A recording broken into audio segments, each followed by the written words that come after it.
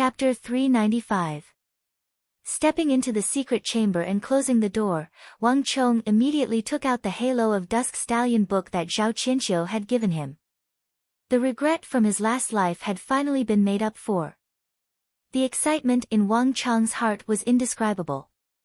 I finally got it. Wang Chong gripped the book in his hand, his chest heaving up and down.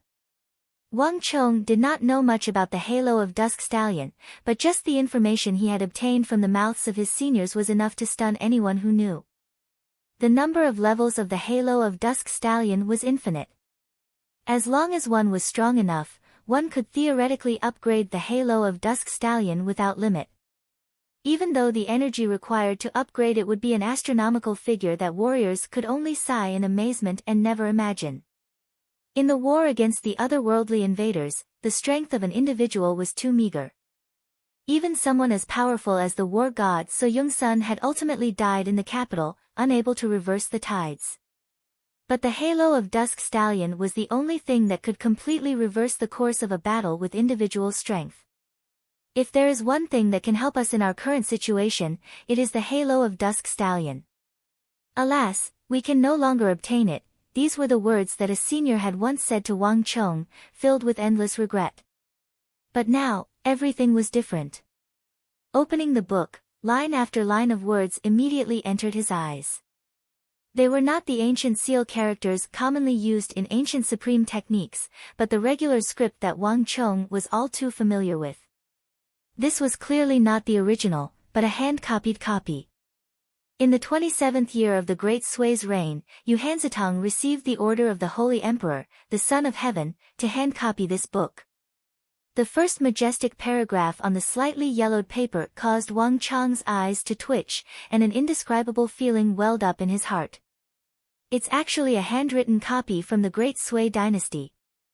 Wang Chong's eyes madly twitched as an indescribable feeling welled up in his heart. This Halo of Dusk Stallion was actually a manuscript from the era of Emperor Wen of the Sui dynasty. Wang Chong had not expected this. But what surprised Wang Chong even more was the three words in this paragraph, Han Zitong. Not many people knew about this person, but his other name was known by everyone. Even after hundreds of years, his name was still very well known among the children of the aristocratic families. Han Qinhu. He was one of the four great generals who served under Emperor Wen of the Sui dynasty. The other three great generals of the Sui dynasty, Yang Su, He Ruoxiao, and Shi Wansu, were collectively known as the four pillars of the empire, just like Fomin Linta, Gao Xianji, Geshu Han, and Wang Shougui. However, the reputation of the four great generals of the Sui dynasty was far above the latter. Han Qinhu, in particular, was a master of both the pen and the sword. He was known as the god of war during the era of Emperor Wen of the Sui dynasty. With just 500 people, they had conquered the Qin dynasty of Jiangnan like a hot knife through butter. This person's status in the Great Sui dynasty was like the sun at high noon, just like his grandfather. But perhaps, his reputation was even higher than his grandfather's. Emperor Wen of the Great Sui praised him. Spreading the might of the empire for 10,000 li, declaring the empire in a single corner. His lofty name fills the universe, his flourishing achievements illuminate the earth. His name has been heard of since ancient times, rarely heard of. This praise for him had reached the pinnacle. Wang Chong had not expected that the person who had hand-copied the Halo of Dusk Stallion would be him. What's going on here? Wang Chong was somewhat taken aback. This was somewhat different from what he had imagined. Wang Chong had originally believed that the book that Zhao Qianqiu had casually tossed to him would be about the same as other martial arts. It was just a book with the mantra for the martial arts written on it. However, this was clearly not the case in front of them. 27th year of the Great Sui dynasty. Hand-copied on the orders of the Holy Emperor, the Son of Heaven. Just what's going on here? The Halo of Dusk Stallion might be formidable, but surely Emperor Wen of the Sui dynasty didn't have to order a great general like Han Qinhu to hand-copy it? Wang Chong's brows were fiercely twitching, his mind in turmoil. The holy emperor that Han Qinhu spoke of could only be emperor one of the Sui dynasty. In the final years of the Sui dynasty, the emperor was renowned for his tyranny and had single-handedly caused the world to descend into chaos, resulting in the Tang dynasty replacing the Sui. But in the early years of the Sui dynasty, the politics were clear and the economy and commerce flourished. History called it the reign of founding emperor. This was completely different from the final years of the Sui dynasty. Even though the Tang had replaced the Sui, the history books had to admit that although the Sui dynasty was corrupt, Emperor Wen was a rarely seen wise sovereign. But what Wang Chong did not understand was why Emperor Wen had ordered an imperial great general like Han Qinhu to hand-copy the Halo of Dusk Stallion. Wang Chong suddenly had a feeling that this Halo of Dusk Stallion was not as simple as he had first imagined. Or perhaps the fact that the Halo of Dusk Stallion had not been passed down, resulting in it becoming extinct, was not as simple as negligence or a lack of a suitable successor. Perhaps there was an even deeper reason behind the loss of the Halo of Dusk Stallion. Lowering his head, Wang Chong continued reading. Yu Yan, an ordinary man is innocent, but treasuring a jade ring becomes a crime. Although the Halo of Dusk Stallion is powerful, it can easily attract unexpected disasters.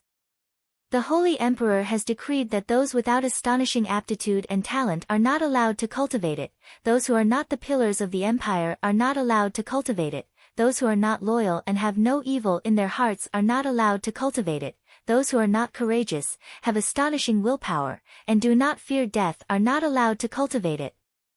These four are not to be cultivated. The Halo of Dusk Stallion has a long history and was not created by this dynasty.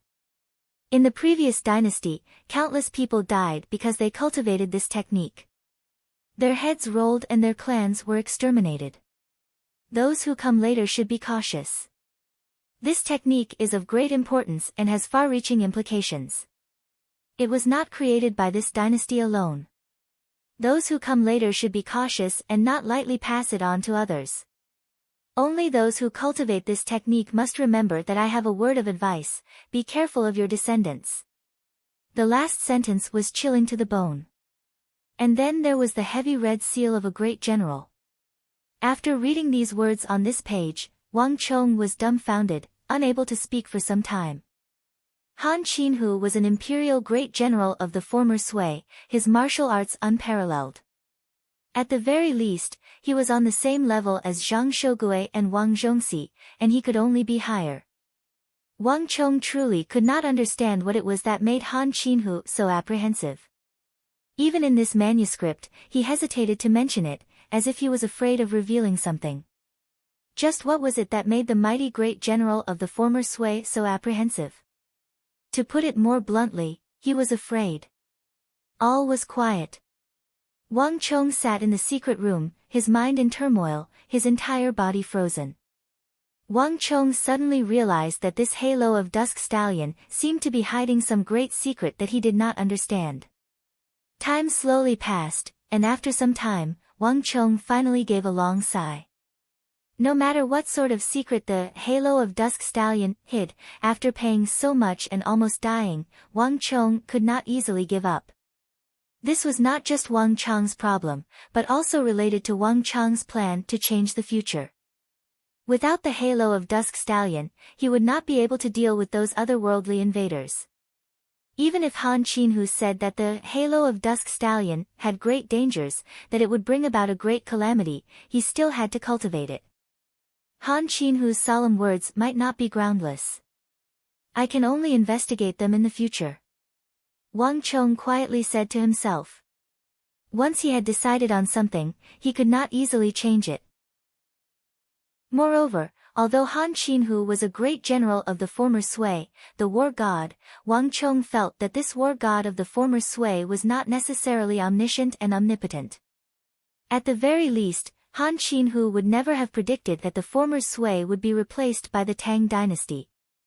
Moreover, Han Qinhu had mentioned that the Halo of Dusk Stallion had 4 prohibitions, but these 4 prohibitions had been broken long ago. Wang Chong would not change his thoughts, resolve, and plans just because of a few words from several centuries ago. Composing himself, Wang Chong flipped to the first page and continued reading. It was like he had gone from a wretched land to a glimmer of hope. Wang Chong suddenly felt his entire body lighten. Other than the warning on the first page of the Halo of Dusk Stallion, the contents of the rest of the book exceeded Wang Chong's expectations. They were normal and calm, just like a very ordinary mantra for a technique. Although the words were very profound, to Wang Chong, who had seen even more profound and cryptic words, this was truly nothing.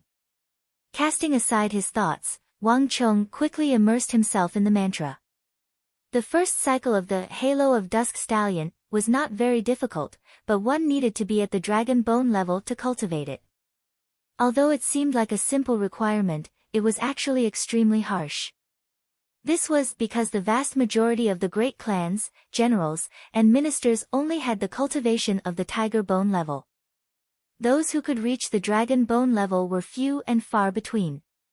Basically, only the princes and princesses of the imperial household, or the important ministers and favored ministers of the court who had been rewarded by the Holy Emperor, could reach this requirement.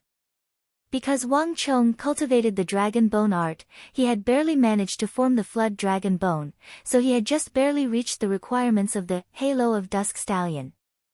I was truly lucky. Wang Chong rejoiced in his heart. The flood dragon bone was probably the lowest requirement for this technique. If he had not been reincarnated, he probably would not have been able to cultivate the Halo of Dusk Stallion, even if he had obtained it. At this moment, Wang Chong somewhat understood why Han Qinhu had said in his book that those who were not the pillars of the empire and had absolute loyalty could not cultivate this technique. This was because other than members of the imperial clan, only the pillars of the empire had a chance of receiving a dragon bone level technique as a reward. This time, Instructor Zhao has probably misunderstood. A thought flashed through his mind, and Wang Chong suddenly seemed to understand something. Given the level of the Halo of Dusk Stallion, it could not have easily fallen into his hands. There was an 80 to 90% chance that Zhao Qianxiu and the other officers of the training camp had misunderstood, believing that this was his grandfather's idea. Given his grandfather's identity, status, and influence, he was naturally more than qualified to cultivate the Halo of Dusk Stallion. But Wang Chong was well aware that this was definitely a misunderstanding. But even if he understood this, Wang Chong couldn't possibly explain it to him. Sometimes, there were mistakes, and no matter what the training camp had misunderstood. But this technique truly was something he needed. Calming his mind, Wang Chong quickly began to cultivate the first cycle of the Halo of Dusk Stallion. The path of the Halo of Dusk Stallion was grand and domineering. Its first cycle required one to pass through 27 major acupuncture points, some of which were fatal or grievous. Let alone a true martial realm expert, even a profound martial realm expert would find this path fraught with danger and find it difficult to accomplish. But Wang Chong was different. What he possessed was the knowledge and experience of the Holy Emperor realm. Buzz. Chapter 396. With the vision and experience of the Saint Martial realm, driving the first layer of the Halo of Dusk Stallion was a daunting experience without any mishaps. Cack-lack. The crisp creaking of bones came from his body, and with a rumble, the 27 acupoints opened one by one. Several hours later, as the final acupoint was opened, the first circulation in Wang Chong's body finally took shape. At Wang Chong's dantian, the quantitative change turned to qualitative change. A green-black circulation the size of a thumb suddenly took shape. Although small, it was incomparably heavy. It exuded an aura as heavy as a mountain and a light as sharp as a blade. The Halo of Dusk Stallion. At this moment, the aura exuding from Wang Chong's body became several times heavier, and a brand new energy surged through his body. Not only that, when Wang Chong formed the Halo of Dusk Stallion, the quantitative change turned to qualitative change, and the final condition for breaking into the true martial realm was fulfilled. Boom! The laws of the world seemed to have been touched, and Wang Chong felt his mind shake, as if his entire soul had been jolted out of his body. At the same time, a brand new energy, imbued with the laws of the world, surged into his mind from space-time. Like rain after a long drought, Wang Chang's psychic energy, origin energy, and physical strength all instantly swelled by twofold. Not only that, the invisible energy that had been imprisoning Wang Chong this entire time also exploded. Wang Chong had already reached a bottleneck in the origin energy realm, but at this moment, as the barrier of cultivation shattered, a brand new world appeared before Wang Chong. There were no longer any obstacles in front of Wang Chong. Wonderful! Wang Chong leaped up from the ground. This wasn't the first time he had reached the true martial realm, but this surge in strength still made Wang Chong extremely excited. From the origin energy realm to the true martial realm, Wang Chong had finally obtained his wish. However, before he could rejoice for long, Wang Chong groaned and fell to the ground. At the same time, something unexpected happened. Boom! Fierce winds blew in the secret chamber. Not long after breaking into the true martial realm, the halo of Dusk Stallion within Wang Chang's body, which was as heavy as a mountain, suddenly unleashed a terrifying and unimaginable suction force. It was like his body had fallen into a black hole. The stellar energy in Wang Chang's body surged in reverse, all of it madly surging toward the fingernail-sized halo of Dusk Stallion. Not only that, but all of the origin energy in the depths of the void also surged in with Wang Chong as the center. Wang Chong had never experienced such a terrifying suction force before. Even his flesh and blood were being sucked in and kneaded into a ball. In an instant, Wang Chong's forehead was drenched in sweat. Bang! The door to the secret chamber was violently smashed open. Almost at the same time that Wang Chong fell to the ground, Huang Qianer, who had heard the commotion inside, rushed in from outside. What happened to you? Huang Qianer shot forward and grabbed Wang Chong's arm. At this moment, Wang Chong's face was pale and his body was drenched in sweat. He looked unbelievably weak. He had said that he was going in to cultivate and that she would guard him for a while. Huang Qianer had never imagined that Wang Chong would cultivate to this extent. Damn it! He can't have gone berserk, right? Huang Qianer's complexion was extremely ugly. The Huang clan had sent her to protect Wang Chong. This was no longer just a matter of her relationship with Wang Chong, but the safety of the entire Huang clan. But if Wang Chong's cultivation went berserk, how could she explain this to the Wang clan and her clan? No matter how formidable she was, she couldn't protect him from a cultivation deviation. Just what are you thinking? Wang Chong didn't know whether to laugh or cry as he looked at Huang Qianer's ever-changing complexion. He didn't need to think too much to know what Huang Qianer was thinking. Don't worry, I'm not as bad as you think. You're also a true martial realm cultivator. Can't you sense my pulse? Huang Qianer's mind was in a mess, but Wang Chong's reminder also made her realize what was going on. Grabbing Wang Chong's wrist, Huang Qianer sensed the pulse in Wang Chong's body, and she immediately felt embarrassed. Although Wang Chong's breathing was weak and his face was pale, his pulse was very stable. There was no sign of cultivation deviation at all. Why are you squatting on the ground if you're fine? Huang Qianer's face reddened as she flung Wang Chong's arm to the ground. Then, she stood up with a cold expression.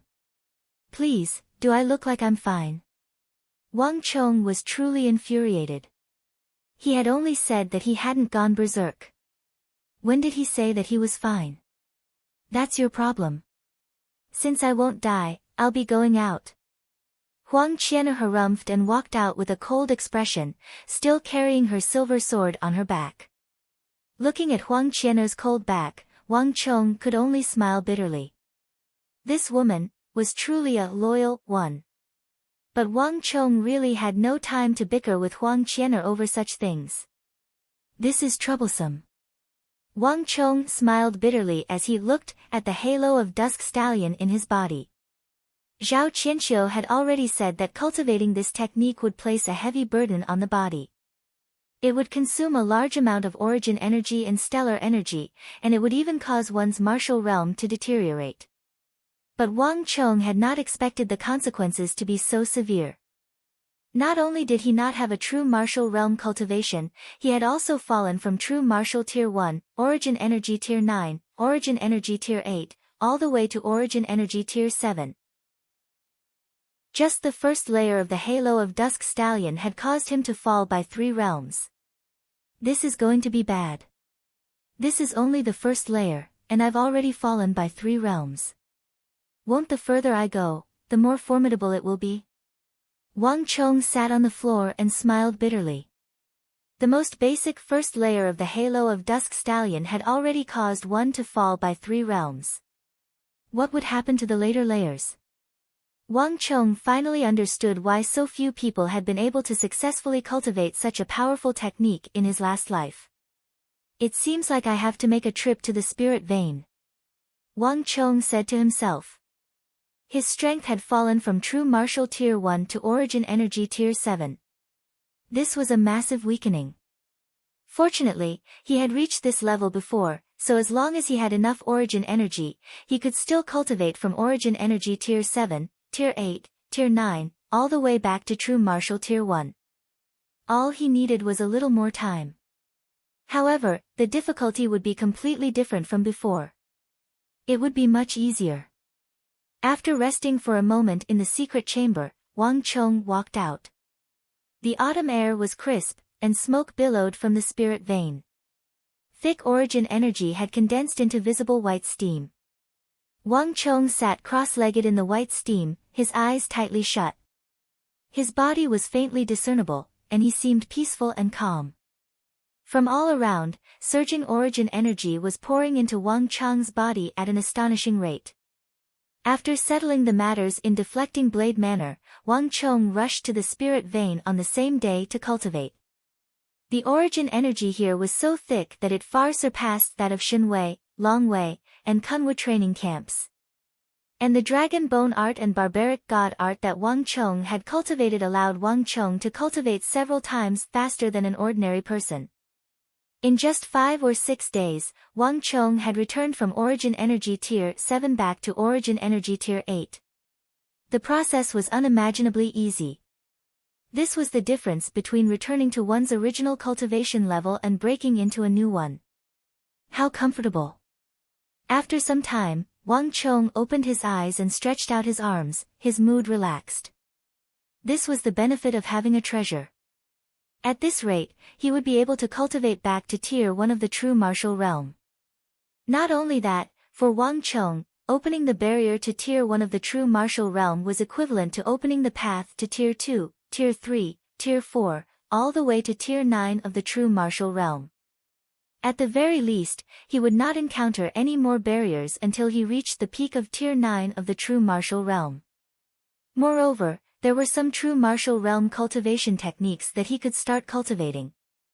Everything was going so smoothly that it was inconceivable. I just don't know how my cousin is doing over there. Wang Chong suddenly thought of his cousin, Wang Liang. In order to search for the meteorites that had fallen on the outer islands, Wang Chong had prepared nearly 1 million taels of gold for Wang Liang, bought and built a large number of fortress ships, hired many martial artists, and even dispatched the clan's guard experts. All of this was on a massive scale and was time-consuming and laborious. But it was enough to show how much importance Wang Chong attached to this mission. Wang Liang was Wang Chong's cousin, and he was the only person he could truly trust. The meteorites scattered on the outer islands occupied an extremely important place in Wang Chong's grand plan. Without the meteorites, Wang Chong's plan would not be perfect, and he might even suffer massive losses. Now, 3 months had passed. Logically speaking, if the voyage had gone smoothly, they should have already reached the outer islands by following the sea monsoon. Although this world is very different from the one I'm familiar with, it's similar in many aspects. For example, the Wuxi steel from Sindhu, or the existence of Yingzhou. If Wuxi steel can be found in Sindhu, then there's a high chance that meteorites can be found in those mountains in the outer islands. I wonder how they're doing now. Wang Chong sat cross-legged on the ground as he quietly said to himself. The weather in the outer islands was complex, with great waves, storms, lightning, thunderclouds. Too many things were affected. Moreover, there were no landmarks to speak of on the vast ocean. Even a carrier pigeon would probably get lost in a place like this. Sending messages was extremely inconvenient, so he could only wait for Wang Liang and the others to return. I hope that everything goes well, Wang Chong quietly said to himself as he quickly closed his eyes. Right now, there was a limit to what he could do. He could only silently wait and pray that everything went well. Whoosh! With a gust of wind, the spirit vane quickly calmed down. Reef! Reef! Watch out for the reef at the bottom of the sea. Helmsman, full rudder to the left. Hurry! Watchman, tighten the rope on the flagpole. Lower the sail halfway, hurry! Everyone, hold on tight to the rope. Hurry and get moving. The waves are coming. Watch out! Rumble! Following a deafening roar, a huge wave that was several hundred meters tall crashed down from above, toppling mountains and overturning seas. With a loud crack, a mast broke, and at the same time, 7 or 8 sailors were thrown off the ship by the huge waves. In the blink of an eye, the 7 or 8 sailors disappeared in the waves, not even the slightest sound could be heard. Rumble! The sky was filled with thunderclouds, lightning flashed, and thunder rumbled. Torrential rain continued to pour down, forming a dense line of rain between heaven and earth. On the mainmast of the ship, Wang Liang gasped for breath, inwardly rejoicing. I dodged another calamity.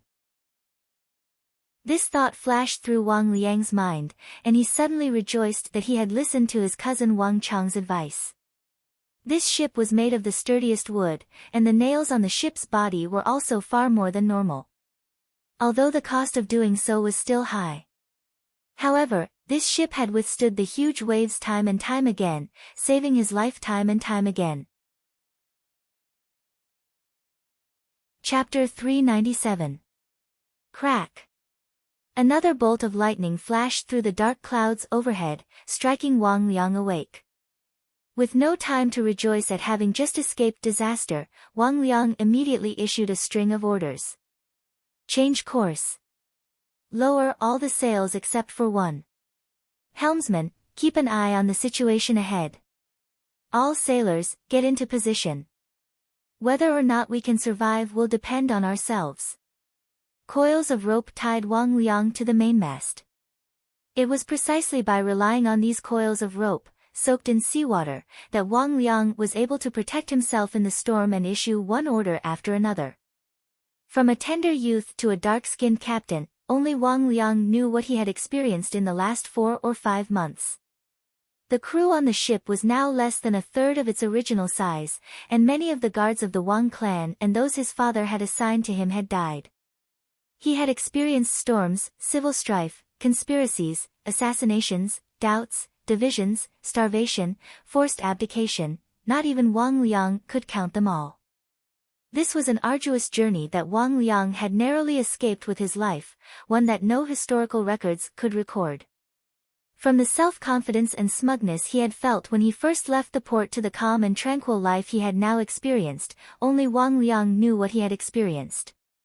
When he first set out, he knew almost nothing about sailing, but now, he was the most experienced captain of the entire fleet. To achieve this level of accomplishment in 4 or 5 months was something that an ordinary person could brag about for the rest of their lives. But Wang Liang had no such thoughts. Life could temper a person, but it could also make a person. Only he knew where this astonishing skill had come from. He knew nothing about sailing. His only advantage was learning. He studied day and night, forgetting to eat and sleep, doing his utmost to learn. From the helmsman to the sailors, all the crew members were his opponents in learning. In these 4 or 5 months, one disaster after another and one death after another had taught him how to rapidly grow on the ship. Watch out! The second wave. Careful! Although he had escaped disaster, the disaster was far from over. In front of the might of nature, the abilities of humans were insignificant. Whether it was a true martial realm expert, a profound martial realm expert, or an ordinary sailor, in front of the vast might of the world, they were all equal, there was no difference. In the face of the power of nature, everyone was as insignificant as ants. Once they fell from the ship into the boundless ocean, even if they were in the Xian martial realm, only death awaited them. If they wanted to survive, they had to be of one mind, work together, and cross the river together. But what Wang Liang was worried about was not this vast and unparalleled might of nature, but the elusive and unfathomable human heart. For 4 to 5 months, he drifted on the ocean, set foot on the island again and again, and returned disappointed again and again. Wang Liang had not found the meteoric metal Wang Chong had spoken of on these small islands. From the initial trust, to the longing for the treasure, to the disappointment, suspicion, and forced abdication. Now, the secret of the extraterrestrial meteoric iron was no longer a secret to some of the higher-ups in the fleet. But everyone was suspicious. Even the Wang clan's own guards were shaken, and some were even roped in by their opponents. How could a person who had never been out to sea, who had never been there, know that there would be meteorites thousands of miles away? If there were meteorites, why had the fishermen of the other seas never discovered them? At the end of the day, this was just nonsense. The suspicion of Wang Chong, the suspicion of Wang Liang, the suspicion of the purpose of the fleet had never ceased. And with the deaths of so many crew members, the suspicion only continued to grow. Wang Liang's position as captain was now in jeopardy. Wang Liang was well aware that if he could not make any progress, what awaited him would be the same as the others, thrown into the depths of the ocean to be fed to the sharks. Boom! The crashing of the massive wave interrupted Wang Liang's thoughts and the tranquility of the fleet. Amidst the shrill screams, several more figures were washed off the ship by the waves. Wang Liang opened his mouth and was just about to issue a new order to adjust the fleet. A moment later, there was a heaven-shaking boom. It was like an invisible giant hand had smashed into the bottom of the ship. Wang Liang felt a pain in his chest. He felt like those coils of rope were digging into his flesh, and his organs were about to be jolted out of his body. Not good. The ship has hit a reef. In the time it takes for a spark to fly off a flint, he heard a panicked voice. This was the last sound Wang Liang heard. His vision went black, and he knew nothing else. Splash! It was the sound of the surging of the sea. It seemed like only the snap of a finger, but it also seemed like 10,000 years. Wang Liang finally woke up from his coma. The seawater slowly surged under his body. Wave after wave of water surged over, and then receded. There seemed to be some tiny creature crawling on his body. Cough, cough. Wang Liang coughed a few times, spitting out a mouthful of rising water and sand. When he opened his eyes, he saw blue water and sand. Several small crabs the size of a fingernail were crawling on his hands and body. How could I be here? His chest ached and his head felt swollen. Wang Liang couldn't understand why he was here. His last memory was that the ship seemed to have hit a reef and he had been thrown off. Was I thrown off the ship? Wang Liang's heart tightened, a hint of fear emerging in his heart. In the vast sea, without a ship, one could only wait for death. He struggled to his feet, and a moment later, Wang Liang was struck dumb. Just a few thousand feet away from him, a huge ship crashed head-on into a vertical cliff. The ship was half-tilted beneath the water, motionless. Wang Liang's entire body froze. The ship had run aground. In other words, what it had crashed into last night had not been some submerged reef, but a cliff. Wang Liang couldn't say a single word. The ship had not disappeared, and he had not been thrown off. This was undoubtedly something to be happy about, but the ship had run aground. The only silver lining in this misfortune was that the ship had not sunk. As long as he used some techniques to fix the leak, the ship could still continue its journey. Temporarily putting aside his thoughts, Wang Liang struggled to make his way to the island. His first priority was to find the rest of the crew. Since the ship had run aground here, the rest of the crew couldn't have gotten far. This was the first time Wang Liang had taken a look at the place he had drifted to. This was a lonely island. Strange rocks, each as tall as 2 or 3 people, stood on the island like a strange forest of stones. He didn't know if it was an illusion, but when the sunlight shone down from above, Wang Liang suddenly felt like the tops of these stones reflected a gloomy metallic luster. No, it wasn't an illusion. Wang Liang's eyes swept over the nearby rocks that had fallen off, and his entire body shivered. Under the mottled and peeling surface of the strange rocks, what was revealed was not brown rock, but pieces of metallic luster. This was the typical luster of metal ore. Wang Liang had once specially investigated for this operation, so he was extremely familiar with the color of this metal ore. Could it be? As this thought flashed through his mind, Wang Liang could no longer suppress his excitement. But Wang Liang did not act rashly. After so many trials, he had gone from hope to disappointment, then to hope, then to disappointment. Wang Liang was already used to it. These were just metal ores, not necessarily the meteoric metal Wang Chong spoke of. He had already seen these kinds of metal ores, iron ores, copper ores, and of varying quality. The sheer number of ores was an eye-opener for Wang Liang. However, this place was far from the Central Plains, and the long period of time meant that these ordinary metal ores were not worth mining on a large scale. If these ores were also of that sort, then they would have no value at all. I hope it's the kind of ore I'm looking for. Wang Liang rubbed his hands, his mind uneasy. He knew in his heart that he couldn't go too far. It wasn't that he didn't want to, but that the fleet could no longer advance under these conditions. There were no results, no harvest, and the people were not united. Food and water were all running out, and even the sturdy ship he had built with so much care had been severely damaged. He probably wouldn't have many chances to explore. He took in a deep breath and calmed his mind. With a clang, Wang Liang finally unsheathed the sword on his back. Wang Chong had given it to him before the operation. There was no way to distinguish meteoric metal from its color, and Wang Liang was not a professional blacksmith, so he could not distinguish it with the naked eye. But Wang Chong had taught him the simplest method. If one used the Wuzi steel sword to chop at it, if one could cut it in half or sink it several feet deep, then it was just ordinary metal, ordinary ore, and had no value at all. But if one could block the chop of Wuzi steel, or if the Wuzi steel could cut through it, it would only be able to cut into a relatively shallow layer. There was no question that this was meteoric metal. This was the simplest method of distinguishing meteoric metal.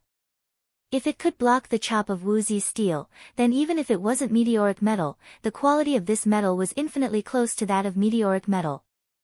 Clang! In the sunlight, a cold light flashed, and with Wang Liang's uneasy heart, the sword slashed at the exposed part of the jagged rock. For a moment, time seemed to drag on in Wang Liang's eyes. Clang! As the sword swept past, Wang Liang saw that the Wuzi steel sword in his hand was stuck half an inch into the jagged rock, unable to go any further. Wang Liang suddenly froze. All the sounds in the world disappeared in that instant. The entire world was silent, and even time seemed to have stopped at that moment. Half an inch, half an inch. As he watched the Wuzi steel sword finally get stuck in the rock, Wang Liang's breathing almost stopped. Clang clang clang clang clang clang clang clang clang clang clang clang clang clang clang clang.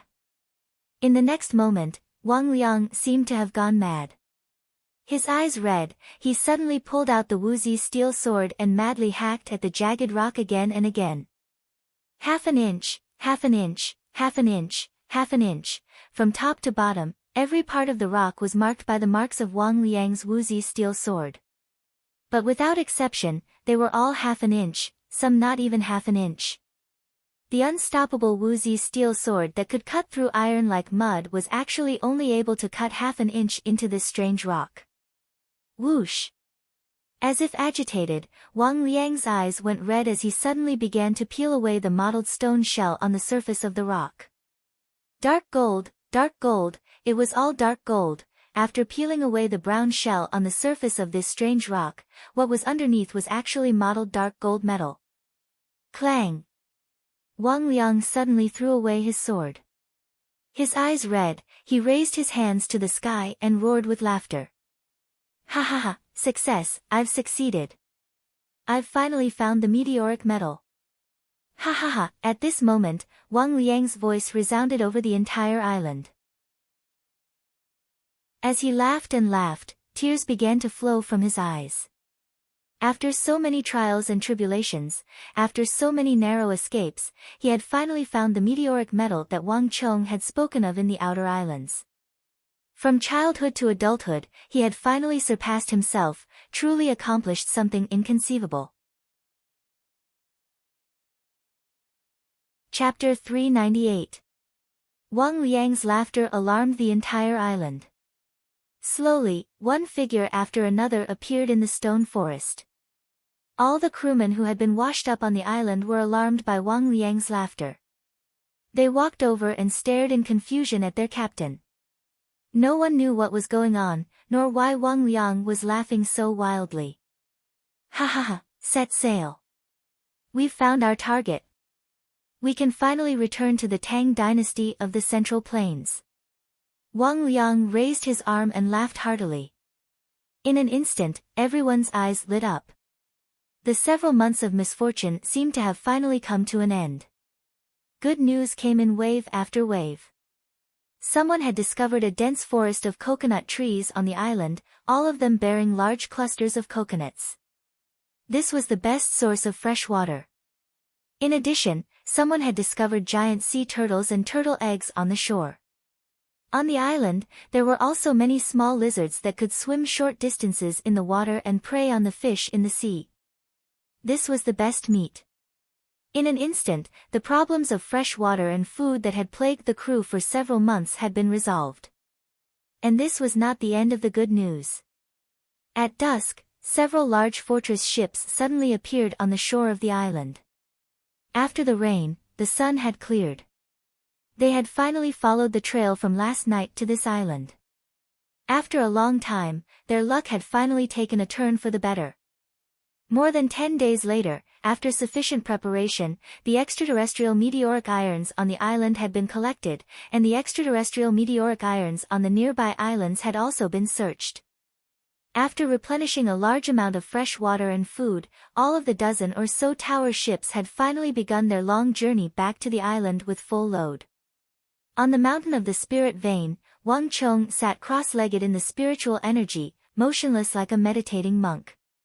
But his body exuded a tidal wave of energy.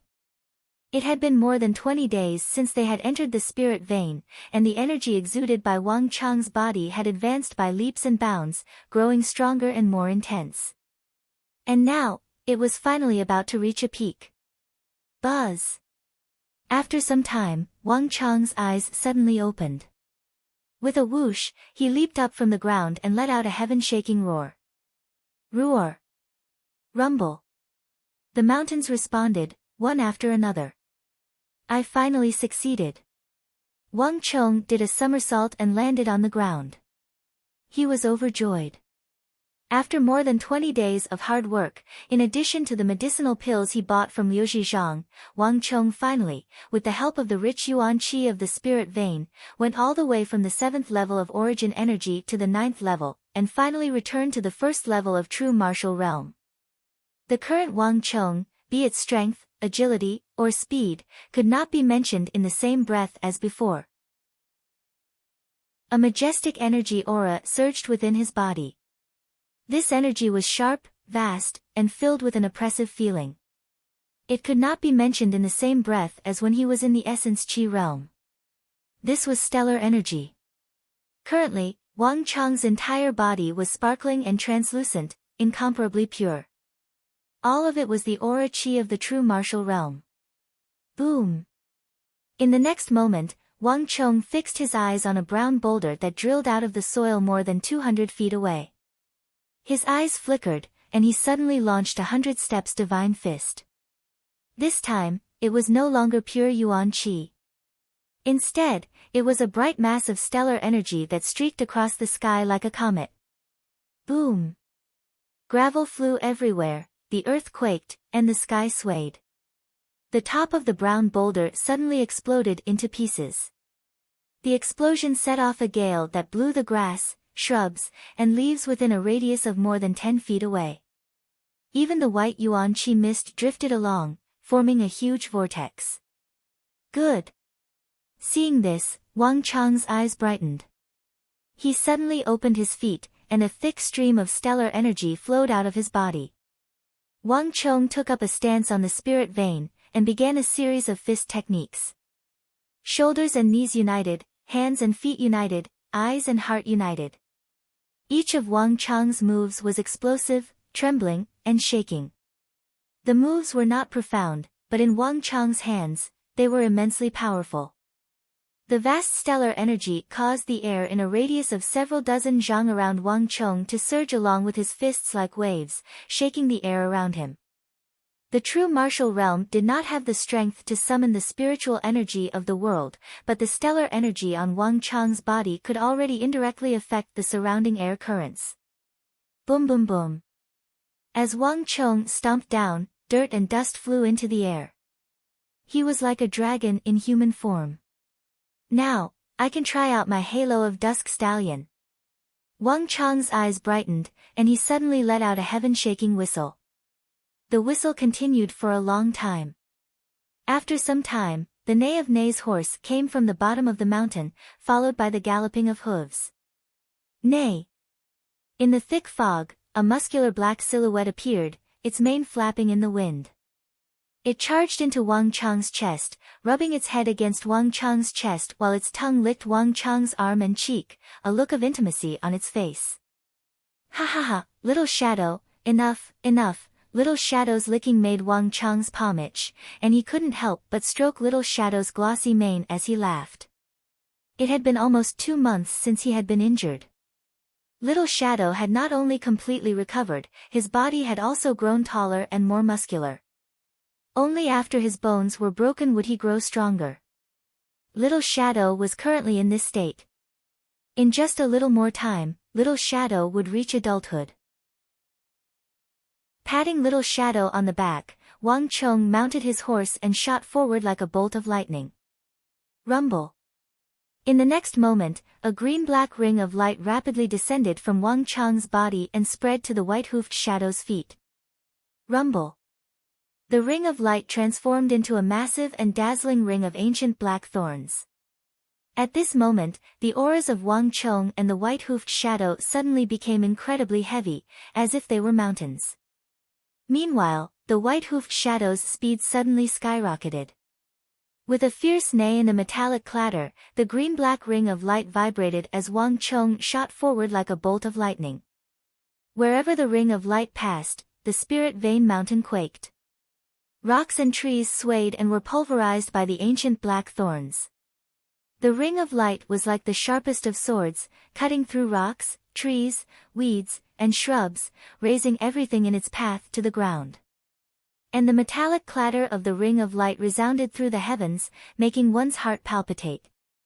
1 circle, 2 circles, 3 circles, ha ha ha, as one with his horse, Wang Chong could feel the scenery on both sides of him speeding away.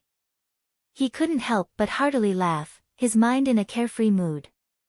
The true martial realm and the origin energy realm were on completely different levels, and the halo of Dusk Stallion was also far superior to ordinary true martial realm war halos. Power. Speed. Agility. Under the effects of the halo of Dusk Stallion, these 3 most important abilities of a martial artist were all greatly enhanced. Wang Chong felt like he was a moving fortress. Not only was he incredibly heavy, he also possessed terrifying speed. When this weight and speed were combined, the resulting impact was extremely frightening. Wang Chong was even confident that if he were to do it again, even with the protection of the stellar energy Iron Cloak Li would still be heavily injured. Come, let us see just how much strength we have in the end. Wang Chong patted Little Shadow's back and said. Nei seemed to sense Wang Chong's intentions. The white-hoofed Shadow turned its head to glance at Wang Chong, and then it increased its speed and pushed its strength to the limit. Rumble.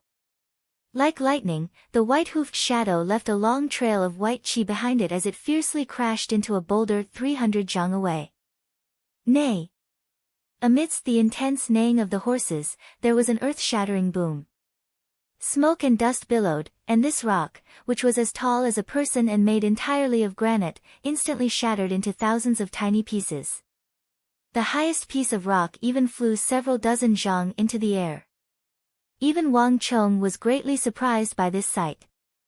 Ha ha ha, wonderful! Resounding laughter resounded through the air. Riding on the white-hoofed shadow, Wang Chong looked at the cloud of dust with amazement in his eyes. He had originally thought that it would be quite impressive if the charge of the warhorse could shatter half the rock. He hadn't expected it to be able to shatter the entire piece of granite. Tier 3 of the true martial realm, no. It's at least at Tier 4 of the true martial realm.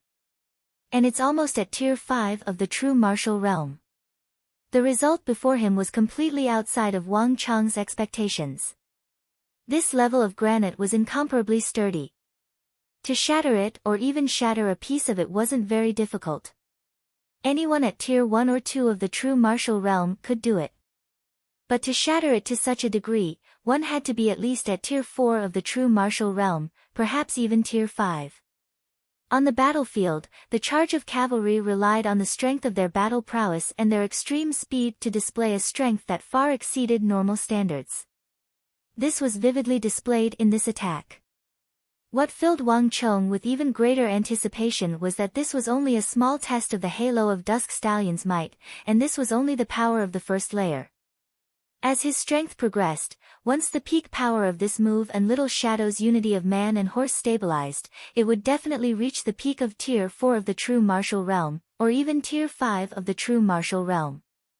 On the intense battlefield, this move was already extremely threatening. Is this the halo of Dusk Stallion? A voice came from his side. Wang Chong turned his head and saw a white-clothed icy beauty slowly walking out of the white mist of the spirit vein, carrying a large sword on her back. Huang Qianer's face was expressionless, but a strange light flickered in the depths of her eyes. As long as she stayed by Wang Chong's side long enough, many things were no longer secrets. This included the halo of Dusk Stallion on Wang Chong's body. As the renowned Fairy of Dainty Hands of the capital, Huang Qianer had always believed that Wang Chong's strength wasn't worth mentioning, or perhaps even beneath her. But even Huang Qianer had to admit that this attack of Wang Chong's unity of man and horse was so powerful that it posed a threat even to her. If Wang Chong continued to progress at this rate, then her bodyguard would probably only exist in name, with nothing to do. Chapter 399. Ha, this is only the elementary halo of Dusk Stallion, and it's not very powerful. When I reach true martial tier 5, I should be able to cultivate the level 2 halo of Dusk Stallion. Wang Chong, unaware of Huang Qianer's complicated thoughts, faintly smiled from atop his horse.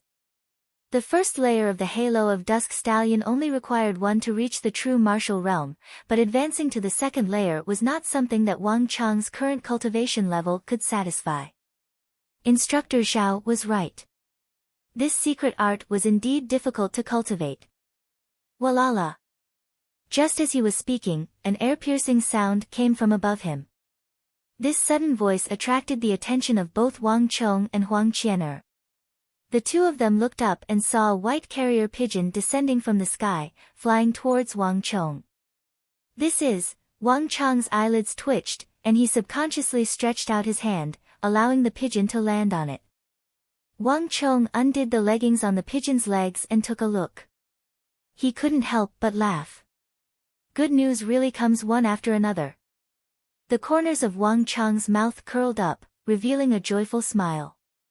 The letter was written by Aloyo and Arloja, but the message was about the faraway Hyderabad mine in Sindhu. After the gold was delivered, the deal was completed. After spending several months to increase production, the high priest of the Hyderabad mine in Sindhu had already prepared all the 1,000 june of Hyderabad ore that Wang Chong needed, and he was transporting it as quickly as possible to the capital of the Tang dynasty. There was a time difference between Sindhu and Hyderabad. Judging from the date on the letter, it was written more than a month ago. In other words, the team transporting the Hyderabad ores had been on the road for at least 20 days. It seemed that in another month or so, he would be able to receive the ores from Sindhu and Hyderabad. Although there weren't many of them at first glance. However, Wang Chong was well aware that this was probably the largest Hyderabad ore transaction in the world so far. Even the Abbasid Caliphate and Karak Spazinu would not be able to obtain more than him. The production of this metal ore was too low. Everything is on track. As long as the ores from Hyderabad were delivered, I can forge at least 1,000 Wuzi steel swords. This amount is already enough to equip an entire troop and be used in actual combat. At this moment, Wang Chong sat on the back of his horse, gripping the letter tightly. His heart was filled with relief. The Hyderabad ores had only been discovered for a short period of time. To be able to forge 1,000 wood steel swords in such a short period of time was probably the greatest achievement in the history of the Great Tang, not even in the foreign countries. In his last life, the powerful Mamelukes had yet to appear, but he was already one step ahead of them, gaining the qualifications to construct the first 1,000-man Wuzi steel army. These 1,000 soldiers weren't very powerful when placed against an infantry army of tens of thousands, hundreds of thousands, or even hundreds of thousands. However, Wang Chong was well aware that as long as these 1,000 Wuzi steel swords were given to the elite cavalry, they would be able to display the full might of these 1,000 Wuzi steel swords, and they might even be able to influence the outcome of a battle. It had been a long time since he had come into contact with Aloyo and Arloja, and it was finally time for his efforts to bear fruit. What's wrong? Huang Qianer looked at Wang Chong said. Nothing. Wang Chong chuckled as he crushed the paper ball in his hand into powder. The relationship between the Wang and Huang clans was no longer as hostile, and the Huang clan had even expressed their allegiance. However, there were some core matters that Wang Chong still didn't want Huang Qianer to know. At the very least, before she truly obtained his trust or trusted him enough to enter the core, Wang Chong still wanted to keep some secrets. Huang Qianer's expression turned cold, and with a cold snort, she turned around and left in displeasure, continuing to cultivate. Wang Chong had opened up a special cultivation area for her on the spirit vein. By following Wang Chong, Huang Qianer had also benefited greatly. As he watched Huang Qianer's figure slowly vanish into the mist, Wang Chong chuckled and turned around, heading to another area where he was training. To Wang Chong, cultivating back to Tier 1 of the true martial realm was just the beginning. Next, by borrowing the dense spiritual energy of the spirit vein, he could begin his other plan for reaching the true martial realm. As the mist churned, Wang Chong's figure quickly vanished into the spirit vein. Thud. While Wang Chong was once more cultivating in the spirit vein, in the capital, a black falcon flapped its wings and flew into the Yao residence like an arrow. A few moments later, an experienced steward dressed in black rushed into the depths of the Yao residence, carrying a letter.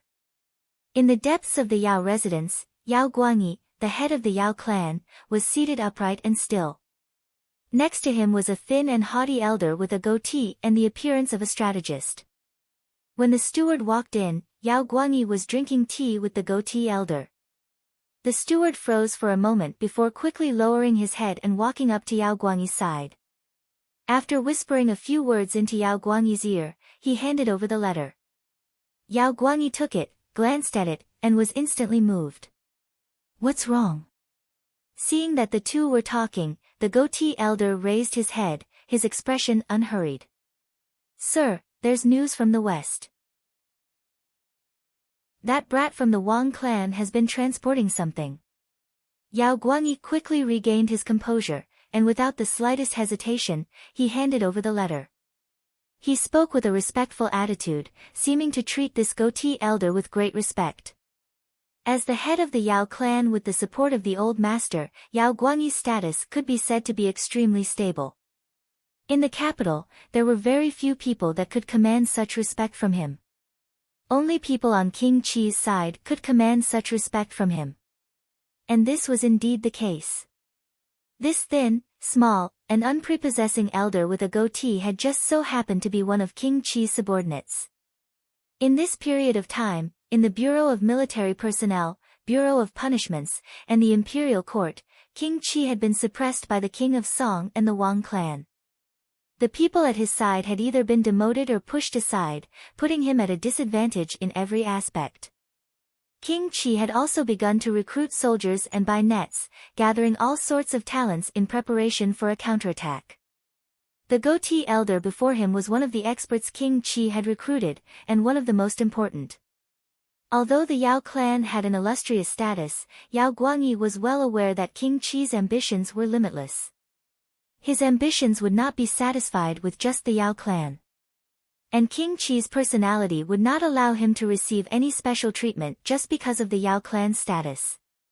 The old master had once said that when dealing with King Chi, one could not have the slightest bit of arrogance.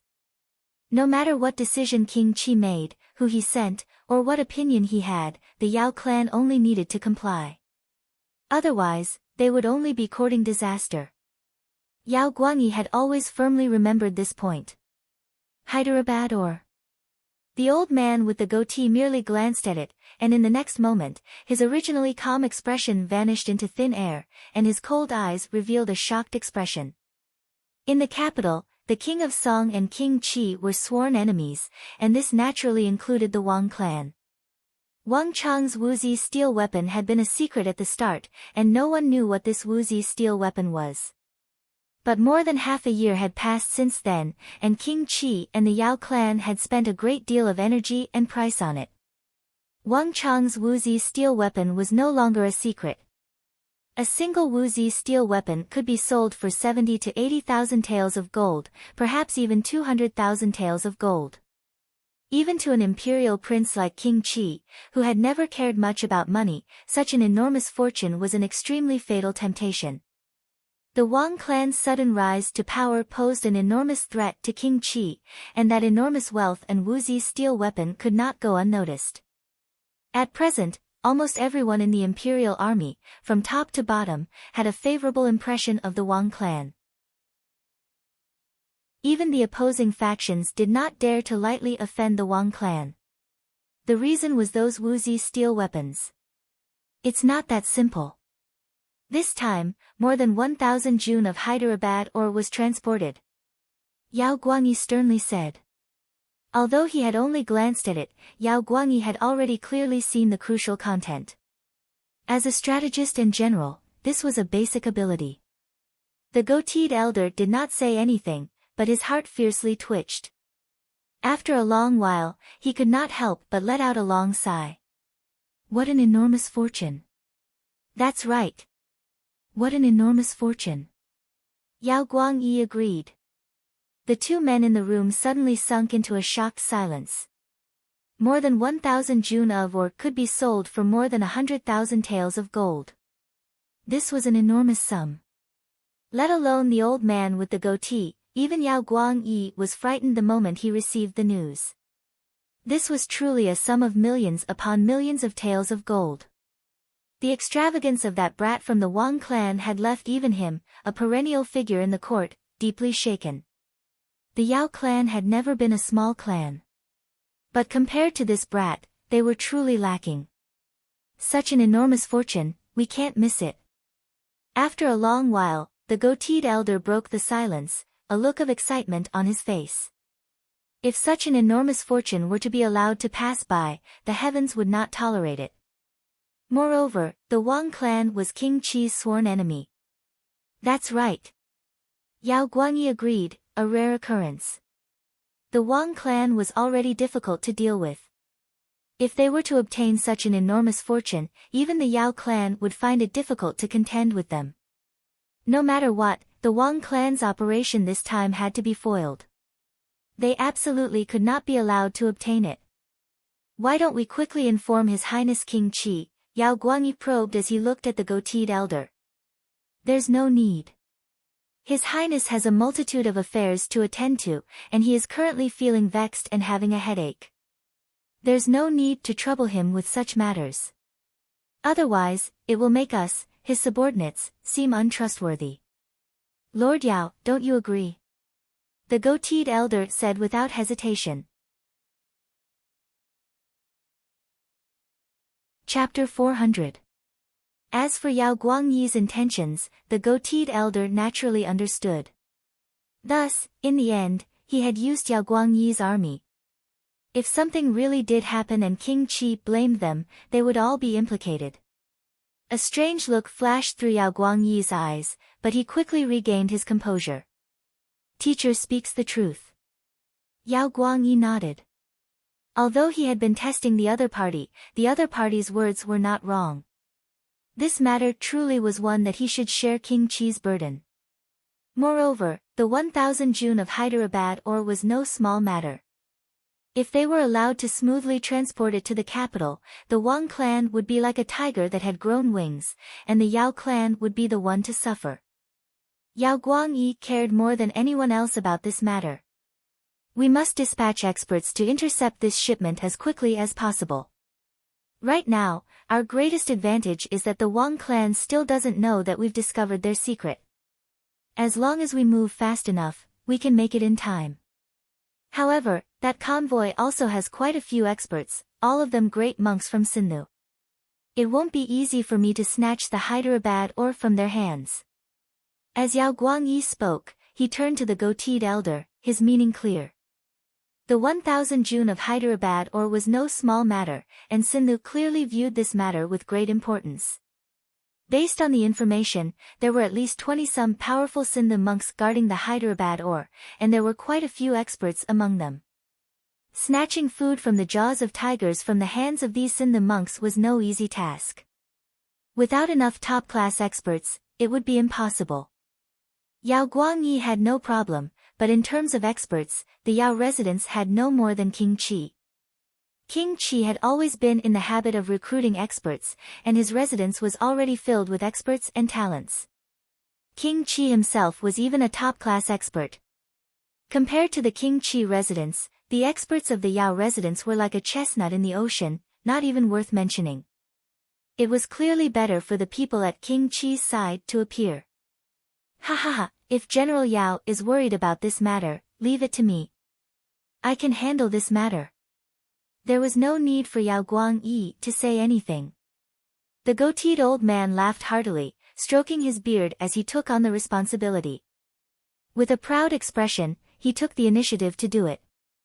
However, sir, the strength of those Sindhi monks is not to be underestimated. There are many of them, and their strength is at least at tier 7, 8, or 9 of the true martial realm. There's even one at tier 1 of the profound martial realm. Ordinary experts wouldn't be able to deal with them at all. It was just that they wouldn't be able to return. Yao Guangyi kindly reminded. Although he was very happy that the goateed old man had taken charge of everything, this matter was equally important to the Yao family. Yao Guangyi had no choice but to remind him of some things. Ha ha ha, don't worry, General Yao. They're just some monks in the 7th, 8th, and 9th tier of martial realm. Even if he was a profound martial realm expert, it wouldn't be a big deal. This old man is highly regarded by the King of Qi and is able to mobilize a few experts. The goateed elder stroked his beard, his expression rather conceited. Yao Guangyi nodded slightly, not daring to underestimate this old man. To be able to obtain King Qi's trust, these people naturally had their own outstanding qualities. Since Sir says so, this Yao can rest easy. If possible, I hope that Sir won't mobilize the experts of the estate. The previous ambush has already attracted the attention and dissatisfaction of the Wang clan and the King of Song. If we leave behind any evidence, not even His Divine Majesty will be able to answer, Yao Guangyi warned. Yao Guangyi warned. It hadn't been long since Wang Chong had been ambushed on the official road and nearly lost his life. If King Qi and the Yao family were to make another move and leave behind evidence, even the Holy Emperor would begin to feel dissatisfied. Having served in the imperial court for so many years, Yao Guangyi was well aware that the Holy Emperor simply didn't care about these minor details, nor did he have the heart to care about them. But there were some things that could only be done once.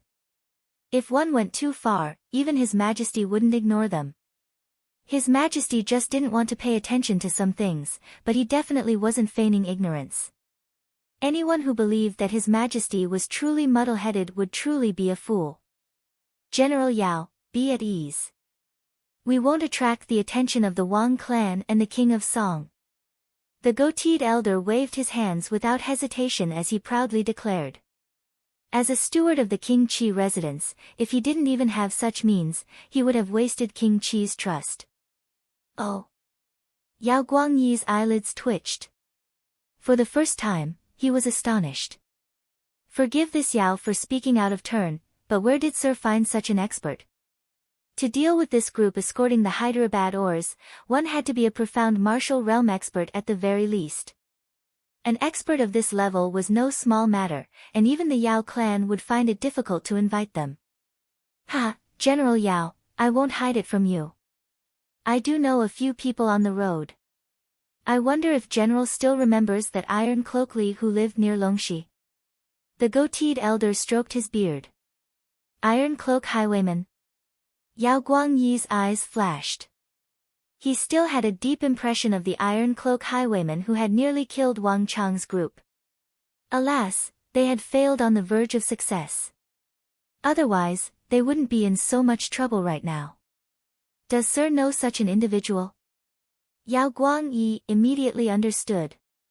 Ha ha ha, General Yao's reaction is truly fast. No wonder King Qi thinks highly of you.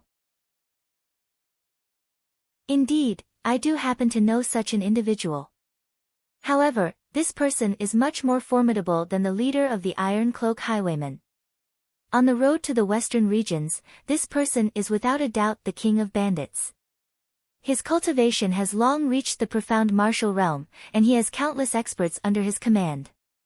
With this person's appearance, no matter how formidable the King of Song and the Wang clan are, they won't be able to implicate us. The goateed elder stroked his beard, a shrewd glint in his eyes.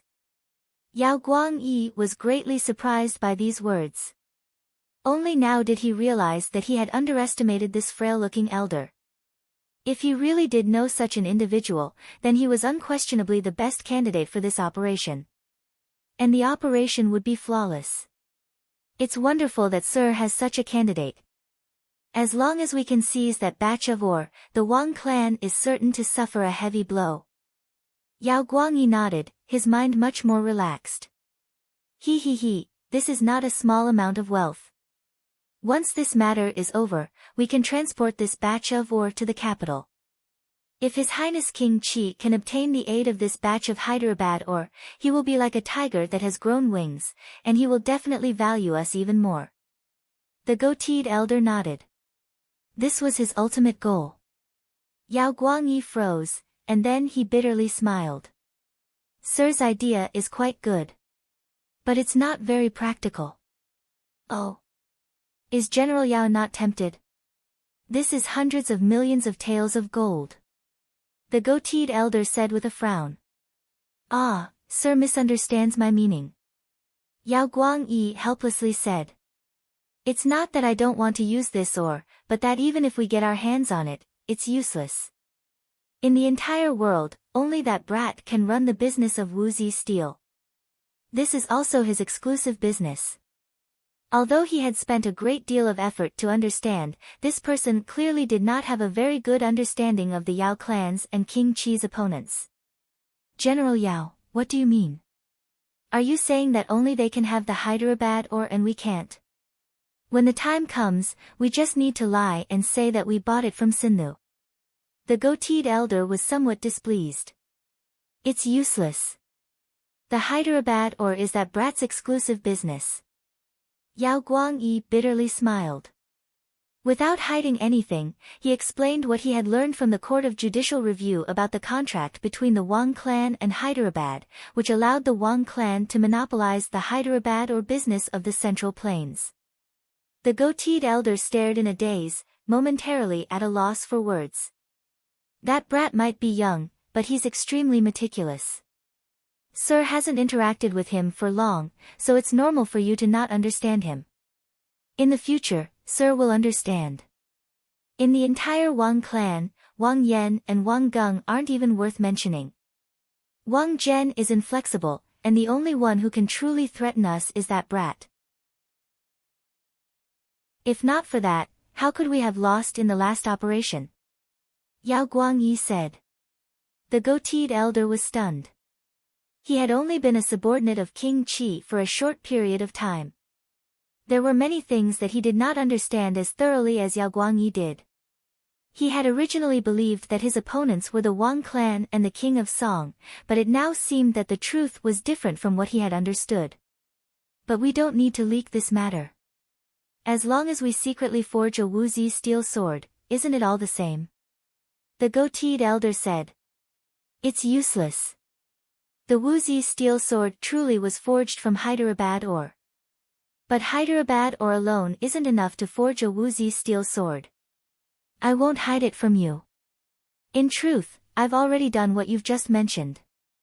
However, this is what I've produced. Yao Guangyi opened the drawer and took out a pitch-black metal sword. This is a Wuzi steel sword.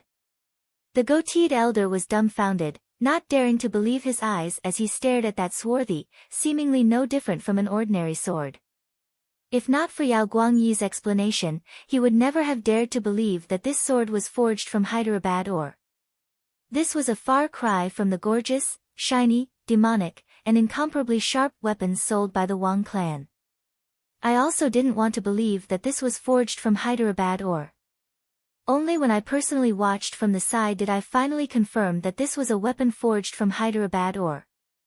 As Yao Guangyi spoke, he took out a second swarthy sword from the drawer. There was no doubt that this sword was also forged from Hyderabad ore. Although these iron swords were very short, only about a foot long, they all looked exactly the same, and all of them were unremarkable. But doesn't the capital's Zhang clan also produce Wuzi steel swords? As long as we forcefully abduct a few people and have them help us practice our swords, wouldn't it be the same? The goateed elder said somewhat unwillingly. Sigh. Yao Guangyi sighed once more. This is where the problem lies. All the craftsmen of the capital's Zhang clan are only forging sword embryos. The most crucial, as well as the final step of forging, is completely grasped in that boy's hands. It can be said that besides him, no one in the entire Tang dynasty knows how to forge that kind of Wuzi steel sword. Even if we snatch that 1,000 June of Hyderabad ore, I'm afraid we still won't be able to forge the Wuzi steel sword we want. The goateed elder sat there in a daze, as dumb as a wooden chicken. Previously, when Yao Guangyi had said that the boy's work was watertight and meticulous, he hadn't believed it and had thought nothing of it. But at this moment, he suddenly realized just how watertight that boy was. Chapter 401. This is 1,000 June of Hyderabad ore, a fortune worth nearly 100 million taels of gold. Are we sure that we don't have a way? The goateed elder muttered to himself. He had to admit that he had never imagined such a situation. There was clearly such a good opportunity, such a large piece of meat, but he just couldn't eat it. Without the forging skills of Wuzi steel, these ores were useless to them. That's not necessarily true. Yao Guangyi said after a few moments of thought. Oh. The goateed elder raised his head, a questioning look in his eyes. I heard that the Arabs and Karak Spazinu of the West have some experience in forging Hyderabad ore. Although we can't use it ourselves, we might be able to sell it to them. That's all we can do. The goateed elder sighed. Although he didn't have much understanding of Hyderabad ore, he knew that the difference between raw material and finished product was enormous. A finished Wuzi steel weapon was worth tens of thousands of taels in the Central Plains, but in raw ore, it would only be worth a few hundred taels. This was far from what he had expected, but it was better than nothing. After all, they wouldn't be able to use it in their hands. The two swarthy objects in Yao Guangyi's hands were the best proof of this. I'll notify the other side and have them seize the ore as quickly as possible. Have them bury it on the spot. Once this matter has passed, we'll contact the Arabs. Let's just let them have the Hyderabad ore. The goateed elder reluctantly said. Yes, that's all we can do. Yao Guangyi also sighed. Although he had appeared calm, how could Yao Guangyi not be moved by the prospect of 100 million taels of gold brushing past his hand? His words were indifferent, but his heart was filled with regret. If weeds aren't cut by the roots, they'll grow back with the spring breeze. Although we've robbed them of this business, this isn't a long-term solution. The goateed elder lightly rapped the table twice, his eyes turning to Yao Guangyi. General Yao, your Yao clan has many connections. Can't you think of a way to cut off this business of the Wang clan from the source? If we could cut it off at the source, wouldn't we be able to solve this problem once and for all? The goateed elder said. Yao Guangyi's eyes lit up and he was greatly tempted. Sindhu was weak and impoverished, unable to compare to the Central Plains. If a group of experts were to be sent to the Hyderabad mine to control the mine from the source, it might really be the end of the matter once and for all, a real plan to wipe out the family. The only problem was that Sindhu was far from the Central Plains, and he wasn't familiar with the terrain. It would probably take at least 3 to 4 months. But the benefits were also obvious. Although the Yao clan and King Qi could not touch the Wang clan, much less Wang Chong, they could still send experts to Sindhu to make trouble. Even if the Holy Emperor knew about it, he would not blame him. There were some things that couldn't be said as long as they didn't fall out. There was no need to worry about the Holy Emperor. Yao Guangyi's gaze was used to looking at his own country, dealing with the affairs of the Central Plains. Here, he was inferior to the goateed old man. He had just arrived, but his vision was even more far-sighted. That's a good plan, mister. However, I'm afraid that our Yao clan won't be able to do this alone. I'm afraid we'll need mister's help. Yao Guangyi said. General Yao, be at ease. I'll make arrangements for King Qi. The goateed old man stroked his beard and smiled. For the first time, the two of them had reached an agreement on this matter. Flap flap. A few moments later, a black falcon flew out of the capital like a bolt of lightning.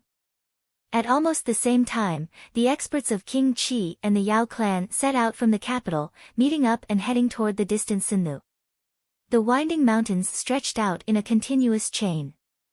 After passing through Longxi and heading northwest for several thousand miles, there was a vast desert. The mountain winds howled, and traces of weathering and desertification could be seen everywhere. This was Qixi, the only path to the western regions. Qixi was under the rule of Qixi Protector General Fomen Linta, the imperial great general. But not even Fomen Linta had much control over this region. The vast Gobi Desert was a product of nature. Before the power of nature, even the power of the empire paled in comparison. Many bandits, brigands, and bandits had grown around the Qixi Desert. The desert was the best barrier.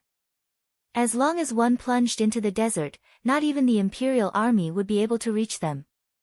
And in the northwest of the Qixi Desert was a place called Mount Qiongqi. Heat waves surged, and sand was everywhere. In this place called Mount Qiongqi, it was unknown how many bandits and highwaymen were stationed here. Beneath their feet, dazzling halos could be seen. Who knew how many true martial realm experts there were at Tier 4, Tier 5, Tier 6, and even Tier 7 and 8? Rumble. It was noon, and the world was filled with billowing white waves. It was the hottest time of the day. Suddenly, the ground beneath the surrounding sand began to shake, and waves of rumbling came from all directions of Mount Qiongqi. The sand was shaking violently, and the ground was shaking incessantly, as if something huge was about to drill out of the ground. Neigh! The warhorses neighed. All the warhorses in a radius of several dozen li sensed this uneasy aura and began to move restlessly, some even standing on their hind legs. Warhorses were far more sensitive to this sort of aura than humans. However, unlike their steeds, all of the bandits and highwaymen who sensed this sight began to howl in excitement. Many of the brigands even took out their wineskins and began to guzzle while laughing, their eyes brimming with anticipation. Ha ha ha, it's exactly the same as yesterday. It's time for the gang master to train again. Extreme heat, extreme yang, and extreme toughness. Where else could there be a better place for the gang master to train than this desert? Ha ha ha, look at these new brats. We haven't even started, but they're already so scared. How can they follow the gang master like this?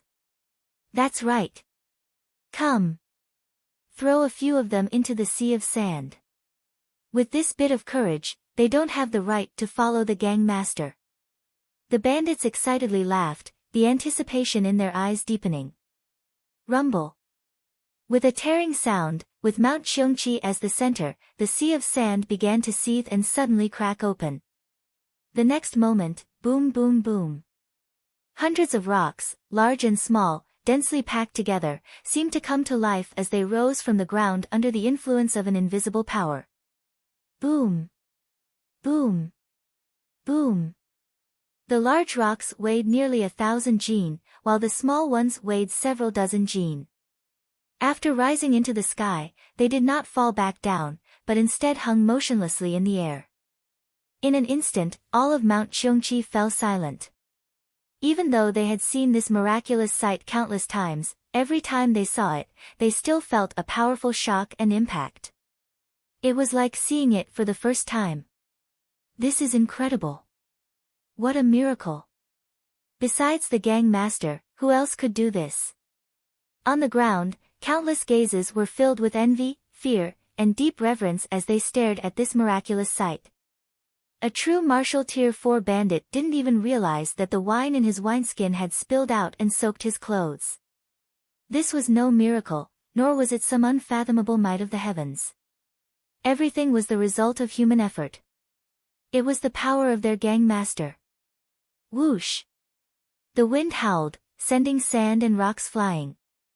Almost at the same time as the boulders flew out of the ground, the world's origin energy in all directions seemed to be attracted by something, surging majestically towards the center of Mount Xiongqi. Clang! The loud sound of steel rang in everyone's ears. Just as everyone was looking up, a huge black steel rushed down from the top of the mountain like a wave, stopping halfway up the mountain. Then, there was another roar, and the second ring of black steel rushed down again, covering the first ring of steel and continuing to expand outwards. 1, 2, 3. A total of 7 enormous and heavy black thorny halos enveloped the entire Mount Xiongqi. The last one, which was also the largest, even released a heavy aura that was as heavy as the earth. These 7 massive halos of thorns combined to form the most primitive and powerful ring of light. The Ring of Earth. These 7 rings of light were filled with the thick aura of the laws of the earth. In front of this ring of earth that was as heavy as a wall, the true martial tiers 7, 8, and 9 martial artists were all insignificant. This was a huge power that only a high-level Xian martial realm expert could possess. Buzz! Tens of thousands of rocks scattered through the air were first motionless, and then they began to tremble and groan. Next, all the sand and gravel began to gather under the influence of an invisible force, shrouding the entire area in a hazy haze. It had been a scorching noon, when the sun was at its strongest. But the surroundings of Mount Xiongqi were so shadowy that even the sky was obscured. Under the shadow of this sky-obscuring dust, all the bandits lost their luster and fell silent. Rumble. After some time, the boulders fell back down and the dust settled. All the floating boulders fell back down, and the fissure in the ground closed up once more. The sand and gravel closed up from all directions. In the blink of an eye, everything was gone. The entire sea of sand returned to its original state, without a single trace of change. It's over. The gang master has finished his cultivation. What a pity. I'm afraid the gang master is about to wake up. The bandits looked at their surroundings slowly calming down, each of them longing for more. Ah! Chapter 402. Boom! With a massive boom, dust roiled from the summit of Mount Xiongqi as a stone door opened and a tall and slender figure walked out. Beneath his feet, a shrunken ring of earth spread out. It emitted an aura as heavy as a mountain, making his body seem even more powerful. Without any signs or gestures, the man simply stood there like a pillar that could support the heavens. Naturally, he became the center of the world, instantly suppressing the auras of all the bandits and highwaymen in a radius of several dozen li. An enormous aura swallowed the heavens and enveloped the entire area, and the mood instantly became extremely heavy. Paying respects to Gang Master. A loud voice resounded through the heavens and earth. The thousands of bandits and highwaymen around Mount Cheongchi dismounted from their horses and knelt down at almost the same time. The ferocious and bloodthirsty bandits who viewed human life as nothing more than grass all lowered their prideful heads at this moment, showing respectful and submissive expressions towards the man on the mountain top. From Longxi to the western regions, all the bandits, whether they were here or not, had to submit to this man. On the entire road to the west, this was the true king, the king of bandits, the lord of the Sea of Sand. No matter where the bandits were, they would send generous gifts every year to show their respect. Rise! A resounding and magnetic voice resounded in everyone's ears. On the summit, the man's sleeves fluttered as he extended a hand. Thank you, Gang Master. With a burst of resounding voices, countless bandits stood up. From Longxi in the east to the western regions in the west, the dragon bandits' reputation was like the noon sun on the road to the west. There was no one who did not know the name of Black Dragon Zhao, the true leader of all bandits. After several decades of fame, Black Dragon Zhao had gathered many top-class experts under his banner, including several hundred true martial Tier 7 and Tier 8 experts. Moreover, he was extremely familiar with the geography of Qixi and had become one of the most powerful factions on the road to the west. Kree, thought just as everyone was getting up, a long howl suddenly broke the silence. Everyone raised their heads and saw a massive pitch-black falcon shooting down from the clouds like an arrow, flying straight toward Black Dragon Zhao. For a moment, all was silent. Black Dragon Zhao's eyes flashed, and he immediately extended his hand, allowing the sharp-eyed night falcon to land on his arm. With a wave of his arm, a ferocious-looking highwayman walked forward and tossed a large piece of fresh horse meat into the night falcon's mouth. Black Dragon Zhao nodded, then took the letter from the night falcon's leg. Hee, you're finally here. After reading the contents of the letter, Black Dragon Zhao crumpled the paper into a ball, an expression of anticipation in his eyes. After waiting for so long, he had finally gotten the news he wanted. Get ready, we're leaving immediately. Shattering the ball of paper in his hand, Black Dragon Zhao threw it aside and gave the order to attack. Boom! In an instant, the originally silent crowd of bandits burst into a tsunami of cheers. The entire Mount Cheongchi was filled with jubilation. After such a long time, the gang leader was finally going to take action again. Everyone knew that gang leader would not easily make a move. Something that was worthy of him taking action was definitely something big. Ha ha ha, a smile appeared on Black Dragon Zhao's lips as he gazed at the mountain of bandits and highwaymen filled with excitement. As the uncrowned king of the road to the west, Black Dragon Zhao had long since ceased to care about wealth. At his level of strength, there was only one thing he cared about, and that was power. But he was not some king of bandits. What he wanted was that kind of real power. And now, this letter was providing him with precisely this sort of opportunity. As long as he could complete the task mentioned in the letter, he would be able to smoothly establish a relationship with King Qi. King Qi's status, authority, and the bandits under his control would assuredly bring him to a higher level, a height that he had never dared to imagine before. At the very least, those several dozen monks from Sinlu were not what he needed to worry about. At this moment, Black Dragon Zhao's eyes exploded with ambition. Let's go. In a flash, Black Dragon Zhao waved his hand and led the entire dragon bandits through the Sea of Sand, charging in the direction of the caravan carrying the Hyderabad ore. What? The convoy carrying the Hyderabad ore has been robbed. Several days later, on the Spirit Vein Mountain, Wang Chang's face was brimming with shock. He almost didn't dare to believe his ears. How could this be? The matter of the Sin, the high priest delivering 1,000 June of Hyderabad or to him, had been an extremely secretive one. In the entire capital, there were very few people besides him who knew about it. Just a few days ago, he had been waiting for this 1,000 June of Hyderabad or to be delivered to the capital. He hadn't expected that it would be robbed just a few days later. The sudden news had thrown Wang Chang's mind into chaos. This ore was extremely important to him. Nothing could be allowed to happen to it. This was not something as simple as wealth. Young master, I've already verified this matter. There's no doubt about it. Eagle also had a grave expression. He currently had an extremely heavy mission. After Wang Chong had gone to the Spirit Vein Mountain to cultivate, he had left almost everything to him, whether it was the Wang clan, the training camp, or the Hyderabad ore. All the channels of the Wang clan were available for him to use. Several days ago, when Arloja and Ablanadin's letter had arrived, Eagle had almost immediately taken action. Not only had he sent people to receive them, he had even dispatched the fastest falcon to the western regions to keep watch. Who did this? Wang Chong clenched his right hand into a fist as he took in a deep breath. Now that it had happened, the urgent task at hand was to get the ore back as quickly as possible. It was Chishi's dragon bandits. Old Eagle said, but his answer was surprisingly straightforward. Even Wang Chong was taken aback. He had originally believed that this sort of matter wouldn't be so easy to uncover. These fellows never even thought about hiding their tracks, swaggering over to plunder. They even left behind the insignia of their bandits. Just what is the background of this dragon bandits?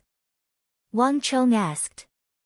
In his last life, he had never paid any attention to these matters, so he had never heard of this Chishi dragon bandits. The eagle also did not hesitate, immediately telling Wang Chong everything he knew. As a former member of the Bureau of Justice, he truly did know much more about these matters than Wang Chong. Wang Chong instantly fell silent. A bandit king that ruled from Longxi to Chishi to the western regions, it had to be said that all of this had exceeded Wang Chong's expectations. But even now, we still don't know why the dragon bandits did this. In the past, the dragon bandits would never plunder ores. In normal circumstances, only gold and silver would attract their attention. Of course, we can't rule out the possibility that they know the price of Wuzi steel, so they plundered this batch of Hyderabad ore to extort and threaten us. Eagle said. No. They definitely aren't using this to extort and threaten us. Wang Chong had a pensive look on his face as he waved his hand without hesitation. How can young master be so sure? The eagle was somewhat surprised. A tiger would never fight with a stray dog for food, and a lion would never team up with a hyena.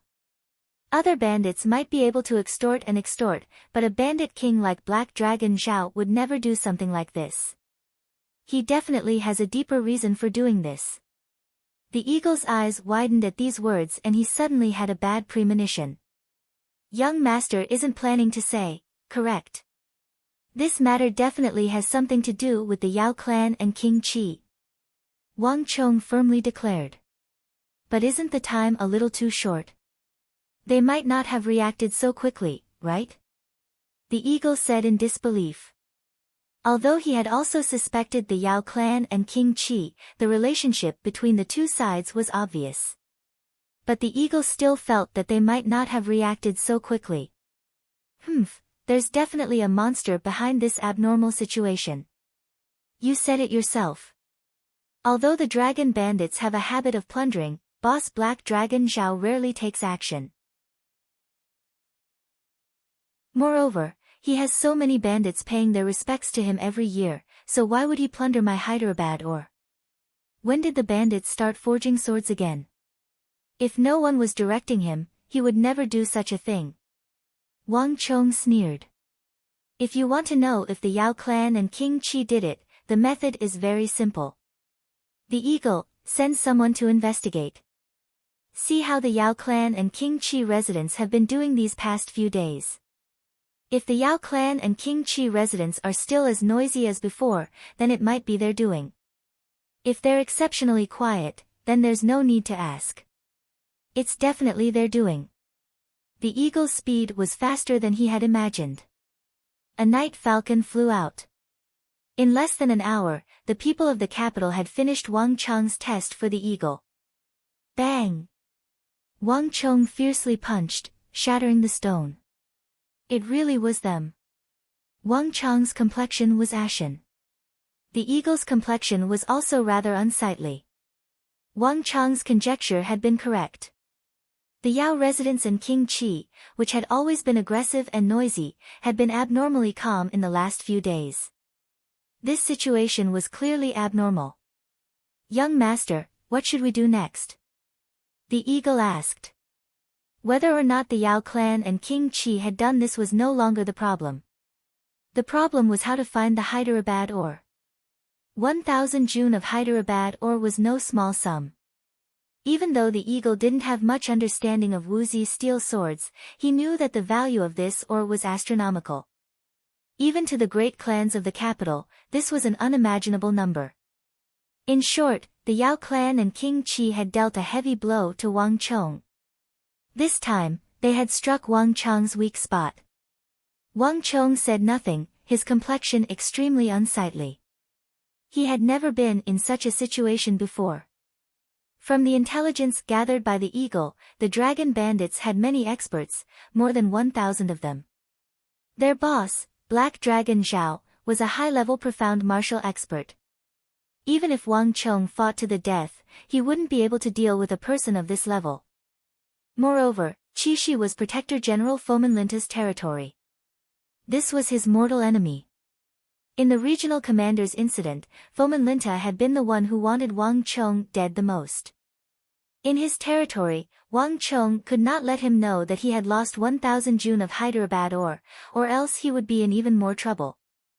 As for the Yao clan and King Chi, last time, he had been ambushed by them on a training mission and almost died on the way.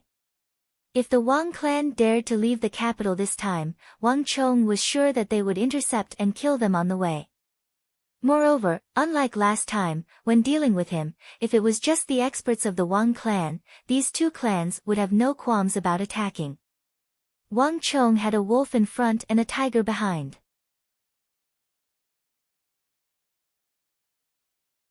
Chapter 403. All was quiet on the Spirit Vein Mountain. Eagle looked at Wang Cheng, his brow tightly creased.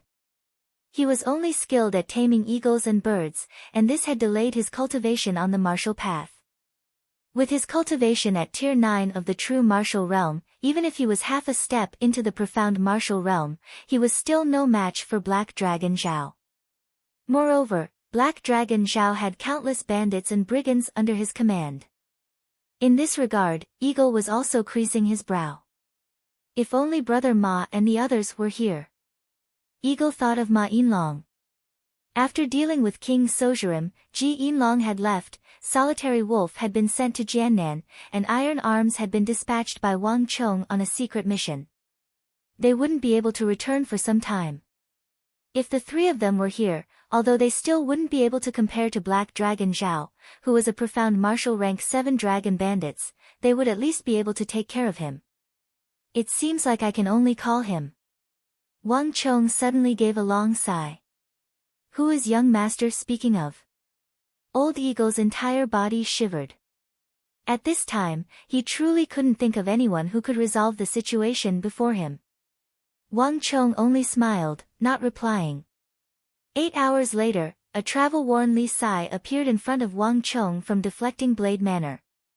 As he gazed at the 2-meter-tall Li Sai, his body brimming with explosive power and pressure, Wang Cheng couldn't help but inwardly sigh, somewhat unwilling. Wang Cheng's original intention had been to think of a way to delay Li Sai until the beginning of spring, preferably until the war in the south broke out. But the current situation was so urgent that he couldn't afford to worry about such things. This 1,000 June of Hyderabad ore was one of the most important things in Wang Cheng's plan. Without this 1,000 June of Hyderabad ore to forge the Wuzi steel sword, when that thing happened, he would be useless. All the effort and time he had put into it before had become meaningless. As the future invincible general, a valiant existence who could single-handedly turn the situation of the entire battlefield, Li Sai was Wang Cheng's only. You better think it through.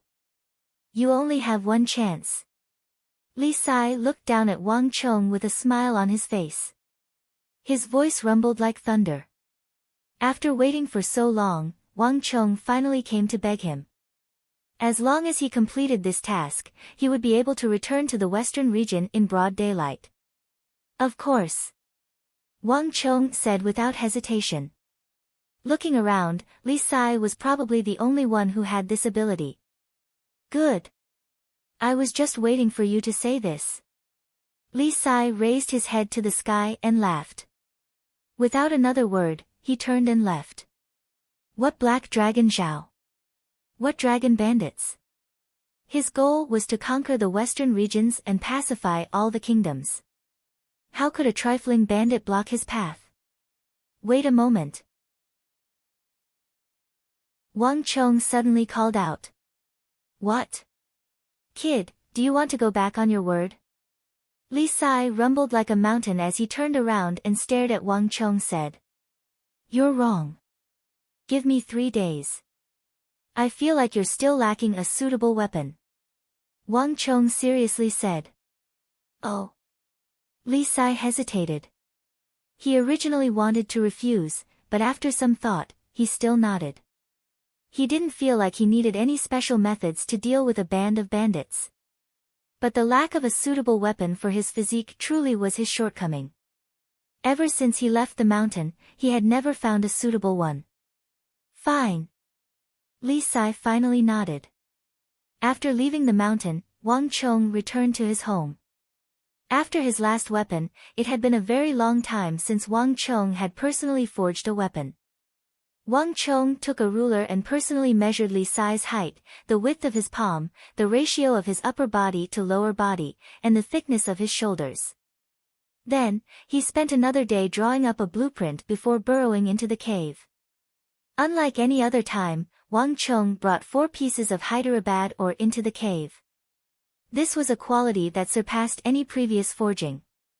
Even Li Sai, who was originally indifferent, became interested in this. How could he not care about his first weapon? Cling cling clang clang clang clang. Cling clang clang. Inside the cave, the ear-piercing sound of metal rumbled incessantly. Sparks flew in all directions, and thick smoke billowed out from inside. From night to day, from day to night, Wang Cheng did not rest or sleep, pouring all his energy into this task. This operation was related to his entire plan, and failure was not an option. Thus, Wang Cheng placed an unprecedented amount of importance on this task. Allocate 1 million taels of gold and find me the best inscription master in the capital, the strongest inscription master. In 1 day, I want this sword to be inscribed with enough sharpness, toughness, and swiftness, until this sword can no longer endure. 2 days later, Wang Cheng walked out of the cavern wearily, his face covered in soot and soot. 1 million taels. The eagle's face was filled with shock, and even Li Sai couldn't help but widen his eyes. There's no time.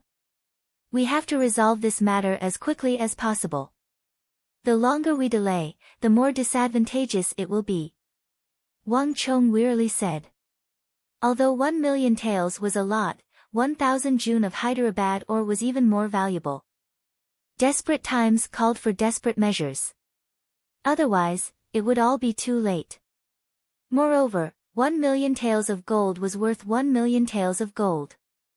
This sword had cost 4 jun of Hyderabad ore, even more than the Death's Abyss that Wang Cheng had forged. In terms of weight alone, this sword weighed 130, nearly 140 jin. Even a true martial realm expert would find it very difficult to use this sword. Being able to raise it did not mean that one could freely use it. This sword had been forged by Wang Cheng especially for Li Sai. In short, it was unique. Even if he spent 1 million taels of gold, it would only increase its value, not weaken it. Wang Cheng was sure that the power of this sword would far surpass any sword he had forged before. Understood. Feeling the determination in Wang Chang's voice, the eagle no longer hesitated and strode in. Inside the cave, there was a huge package wrapped in black cloth, extremely heavy. The eagle picked up the package, stood up, and left. A day later, the eagle finally returned with the package. Young master, it's all done. A total of 3 inscription masters have added 72 inscription arrays of all sizes and types. There's no way to add more. The eagle said in a low voice. 1,000,000 taels of gold was not spent in vain. The number of inscriptions on the hilt had reached a level that other weapons could only look up to. Wang Chong did not say anything, but just knocked on the anvil in the cave. Yes. The eagle nodded and quickly left. He then quickly released more than 10 the eagle, nighthawk, and nightingale to monitor the surroundings. Wang Chong had never allowed anyone to observe the last few steps of the sword forging process, and naturally, the eagle was included. This was Wang Chang's unique secret, as well as the greatest and most valuable secret of the Wang clan. The cave was eerily quiet. It was only until dawn that the sounds of clanking echoed in the cave, each time like thunder. It's done. Late in the morning, Wang Chong finally walked out of the cavern. A huge sword, 2 meters long, wrapped in sharkskin, was taken out by Wang Chong. The black scabbard didn't have many gems embedded in it. It was completely black, and there were simple golden lines on it. There weren't too many decorations, but it exuded an extreme magnificence from the inside out. Don't open this sword easily. Only open it when you really need it. Wang Chong said as he placed the sword in Li Sai's hands. Li Sai stood guard at the entrance of the cave, not immediately taking the sword. Instead, he looked at Wang Chong, a strange look in his eyes. Okay. Solemnly taking the sword from Wang Chong's hands, Li Sai weighed it in his hands, a hint of satisfaction in his eyes. Then, he turned around and strode out without hesitation. His heroic figure swiftly vanished into the distance. The eagle, help me send a message to Big Uncle. Have him and the King of Song help me mobilize soldiers. In the name of suppressing bandits, mobilize soldiers from Baiding, Qixi, and Longxi. In the name of a joint operation, hurry to where the dragon bandits are. In addition, do your best not to alarm Fomin Linta. Wang Chong said. The dragon bandits didn't just have Black Dragon Zhao. There were also several thousand powerful bandits. Wang Chong wouldn't place his hopes on Li Sai alone. A single person's strength couldn't deal with several thousand soldiers. But if the imperial court's army was added to the equation, everything would be different. The only problem was that Qixi was Fomin Linta's territory. If they weren't careful, they might attract his attention. In addition, go to the King of Song's residence and find the old butler. Although peak profound martial experts are very difficult to borrow, experts at tier 1, 2, and 3 shouldn't be a problem. Have them go and receive Li Sai. In addition, you should go as well. I need to be informed at all times. Use carrier pigeons and eagles to communicate. Wang Chong said. Yes, young master. The eagle replied without hesitation. Although his strength wasn't very high, still at the peak of the true martial realm, he could rely on his eagle taming skills to quickly send news.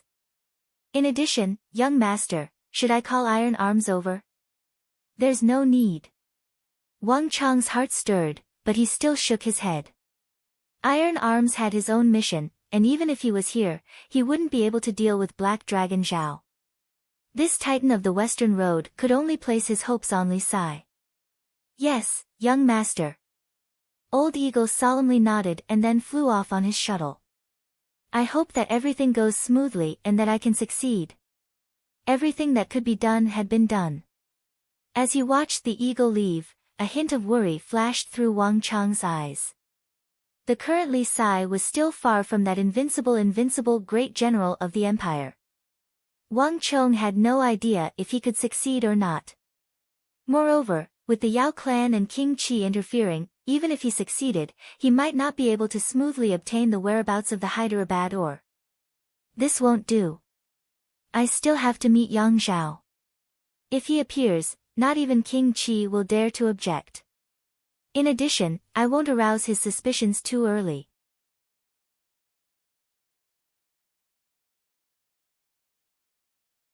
Chapter 404.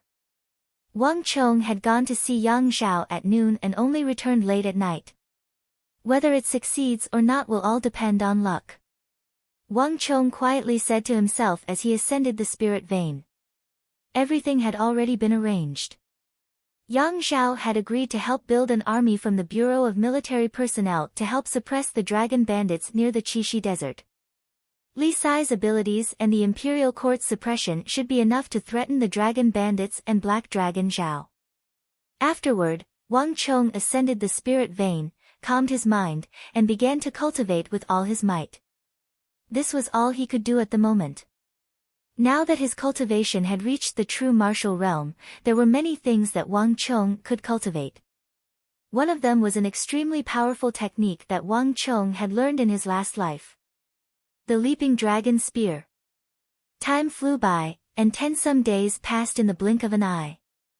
While Wang Chong was cultivating on the spirit vein and quietly waiting for news, the capital was in an uproar. An invisible net had been cast out of the capital, enveloping Qixi in the extreme west. Carrying Wang Chong's massive broadsword, which was taller than a man, Li Sai and his 2 horses were traveling day and night toward the western regions. The distance from the capital to Qixi was long, and it would take at least a month.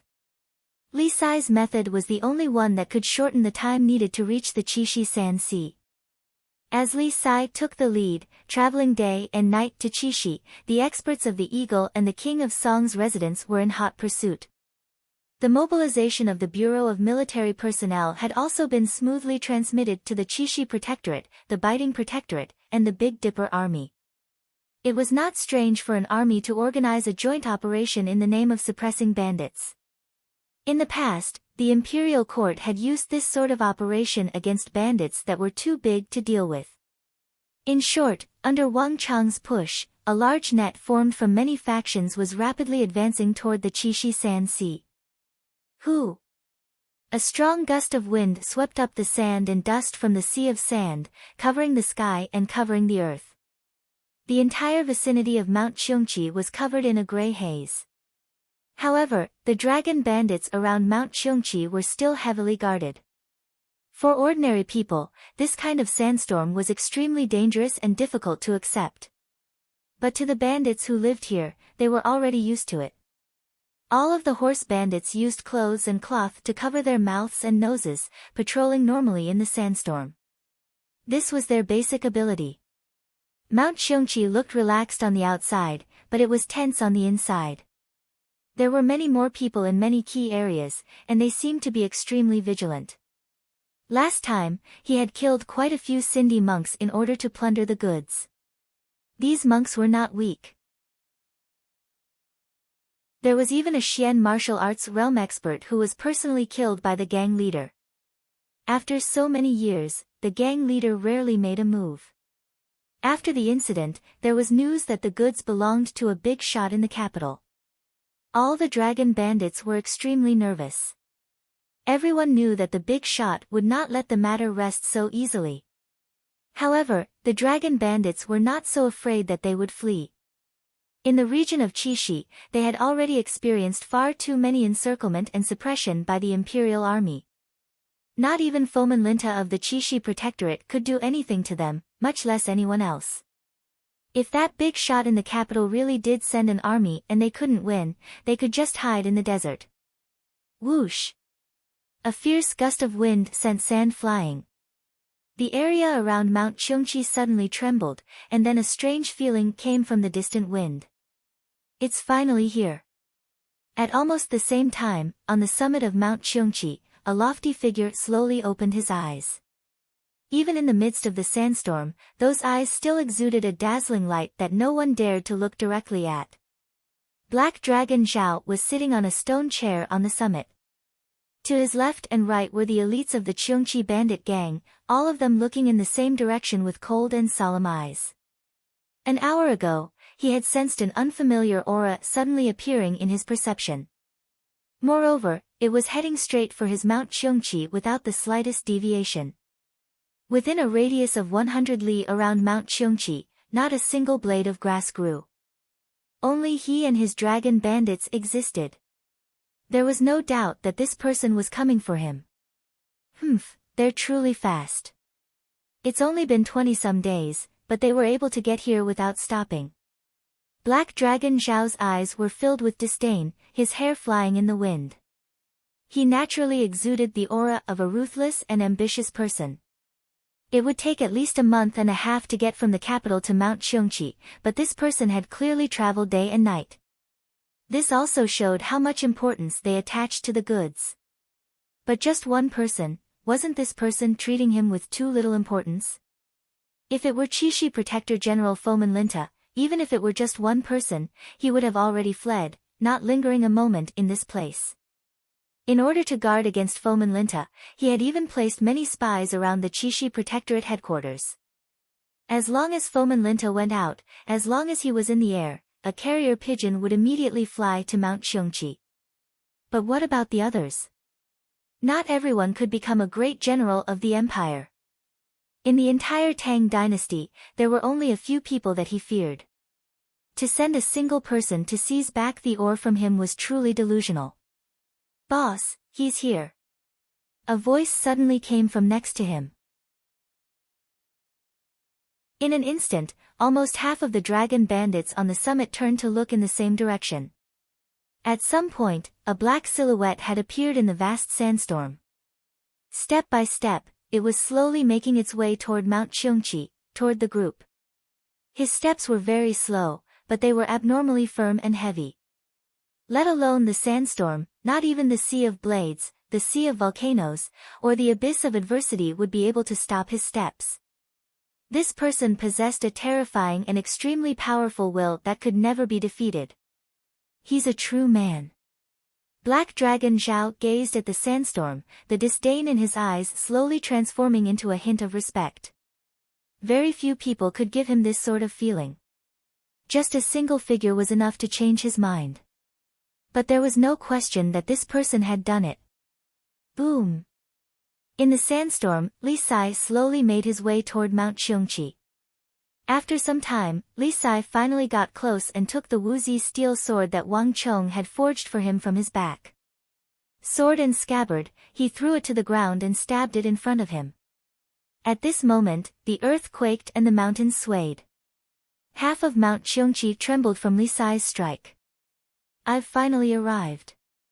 Li Sai placed his hands on the hilt of the Wuzi steel sword and took in a deep breath. After more than 20 days, traveling day and night, and exhausting 3 well-trained warhorses, he had finally arrived at the distant Mount Cheongchi of Qixi. Standing at the base of this mountain, he could finally clearly see the black-robed Black Dragon Zhao looking down from the summit, his heroic aura swallowing the heavens, as well as the Dragon Bandits elites at Tier 7, 8, and 9 of the true martial realm. Black Dragon Zhao. Li Sai's voice was brimming with energy, rumbling like thunder through the air. The moment he opened his mouth, his voice drowned out the sounds of the storm. Almost all the warhorses were startled, and Ney immediately reared up. After traveling for more than 20 days and only resting for a few moments, Li Sai's eyes showed no fatigue, only a deep excitement and a thirst for the upcoming battle. Truly a true man. On the summit, Black Dragon Zhao gave a rare word of praise as he looked down. At such a close distance, Li Sai could clearly see him, and Black Dragon Zhao could naturally see him as well. Li Sai's huge physique and strong body were almost a size bigger than the strong men of this era. Standing at the foot of the mountain, even if he didn't do anything, he was like the Buddha Vajra, giving people a great sense of oppression. If he was like this even before fighting, one could easily imagine his true strength. "I am Black Dragon Zhao." Black Dragon Zhao said, his voice rumbling and brimming with dignity. "How should I address sir?" "Li Sai." Li Sai stood at the base of the mountain, a faint smile on his lips. Now that he had found the person in question, everything would be easy to discuss. Li Sai. Black Dragon Zhao creased his brow, a hint of doubt in his eyes. His eyes and ears covered the world, and wherever there were bandits, his eyes and ears could reach them. The true experts of the world, from Silla and Goguryeo to the countries of the western regions, were known to him. But Li Sai, Black Dragon Zhao shook his head. He had never heard of this name before. It seemed that this person was not some formidable personage like he had imagined. From the capital. Black Dragon Zhao spoke once more, his expression much more relaxed. Yes. Li Sai grinned. He didn't need to think too much to know what Black Dragon Zhao was thinking of him. But Li Sai didn't care in the slightest. Although he was still a nobody at the moment, in the future, he would definitely make this name resound throughout the world. Since you're Black Dragon Zhao, everything is easy to discuss. Hand over that batch of Hyderabad ore. Li Sai's voice boomed through the world like a peal of thunder, his voice unquestionable. Boom. The moment Li Sai spoke, before Black Dragon Zhao could reply, the dragon bandits surrounding Mount Xiongqi couldn't help but roar with laughter. Even Black Dragon Zhao, sitting on the summit, couldn't help but smile. Hero, I respect you as a true man. How about this? You join our dragon bandits. I'll leave a place for you at my side. In the howling wind, Black Dragon Zhao extended his right hand and pointed at the empty seat at his side. Ha ha ha, officials are officials, bandits are bandits. Our paths are different, and we can't work together. I'll ask again, is Boss Xiao willing to hand over that batch of plundered Hyderabad ore? Li Sai rested his hands on the woozy steel sword as he spoke. Hand it over. Ha ha ha. What right do you have? Just you alone. On the summit, Black Dragon Zhao's face was brimming with derision. Since the other party wasn't willing to submit, there was no need for him to be polite. At the base of the mountain, Li Sai earnestly nodded his head, apparently unable to hear the sarcasm in the other party's words. Are you serious? Of course. Li Sai earnestly nodded his head once more. Since that's the case, then come and take it yourself. Black Dragon Zhao's expression chilled. As he spoke, his long hair danced in the wind and his two arms slowly spread open. Rumble. As he spread open his arms, tens of thousands of dragon bandits howled out from behind the mountain, surrounding Li Sai at the foot of the mountain. At the same time, even more experts of true martial tiers 7, 8, and 9 walked out from behind Black Dragon Zhao. This place was a dragon's pool and tiger's den. This place was Black Dragon Zhao's territory. Ha ha ha, I knew you would be like this. At the base of the mountain, Li Sai gripped his sword with both hands. Ha ha ha. In the face of this vast sea of dragon bandits, Li Sai showed no fear in his eyes. There was only extreme excitement for the upcoming battle. His life was destined to be born for battle.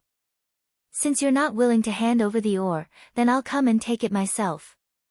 With a rumble, Li Sai rested his hands on his sword and then pulled out the woozy steel sword that Wang Chong had tailored for him. Boom!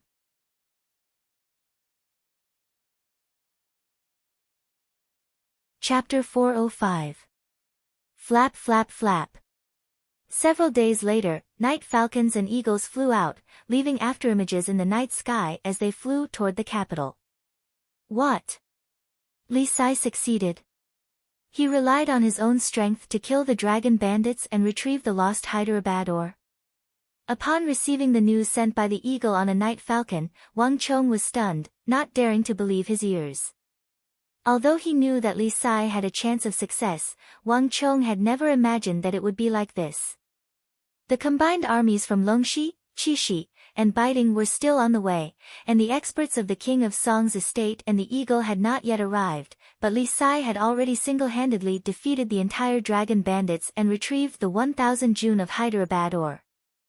Wang Chong had gone to great lengths to get his big uncle to use the strength of the Wang clan, to get the king of Song, to get in touch with Yang Zhao, and then to mobilize the Bureau of Military Personnel, but in the end, it was all for naught. Li Sai had single-handedly dealt with the entire dragon bandits. Just how did this fellow do it?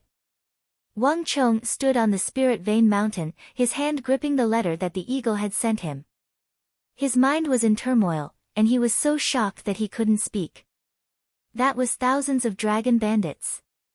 Almost all the strongest bandits on the Western Road had been gathered under Black Dragon Zhao's command. In terms of the size of an army, Black Dragon Zhao's dragon bandits were equivalent to an army. And Li Sai had single-handedly defeated the profound martial Tier 7 Black Dragon Zhao and several thousand dragon bandits elites. Wang Chong didn't dare to believe it. This was too inconceivable.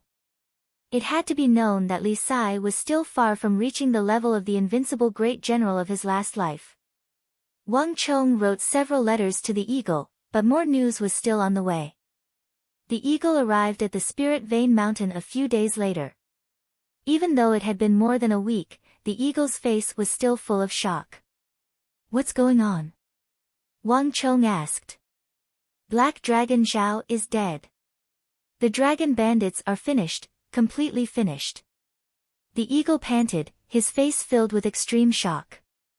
Ever since he received the news, he had been traveling day and night, his 2 horses constantly changing carriages as he rushed to the capital. The eagle was the closest to the news. He even left a little bird there. However, the eagle was no less shocked than Wang Chong. When the troops from the Ministry of War arrived, they saw corpses all over the mountain. Corpses of humans and horses were everywhere. All of them had been cut in half. Even the sand in the desert was dyed red. The ground was full of cracks and large rocks. The scene was extremely tragic. The eagle also had eyes and ears in the Longxi, Biding, and Longxi armies. Wang Chong had arranged for all of them to follow the eagle's orders so that it would be easier for him to unify the situation and receive news at any time. The eagle immediately told him everything he knew. Wang Chong said nothing. Even he was shocked by the scene described by the eagle. This was completely the style of fighting on the battlefield. Li Sai had entered the army and had yet to participate in a proper battle, but he was already beginning to display the fighting style of the invincible great general. Wang Chong was well aware that the scene described by the eagle was precisely the fighting style of the army that Li Sai would lead when he became the invincible great general. Their fighting style was often based on heavy hacking and aggressive attacks. No matter how many people their opponents were, they would never retreat. This was precisely the style that Li Sai had displayed in this battle. "This is fate," Wang Chong quietly said to himself. Li Sai had not yet become the invincible great general whose name would shake the world, but he was already beginning to display this sort of loftiness. "In addition, I've also received news from Li Sai. He says that he's already convinced 10 some dragon bandits elites to renounce darkness for light and join his side. He's currently leading them back to the capital." The eagle said. "Ah!" Wang Chong had a look of surprise on his face. This news had truly surpassed his expectations. This really is his style.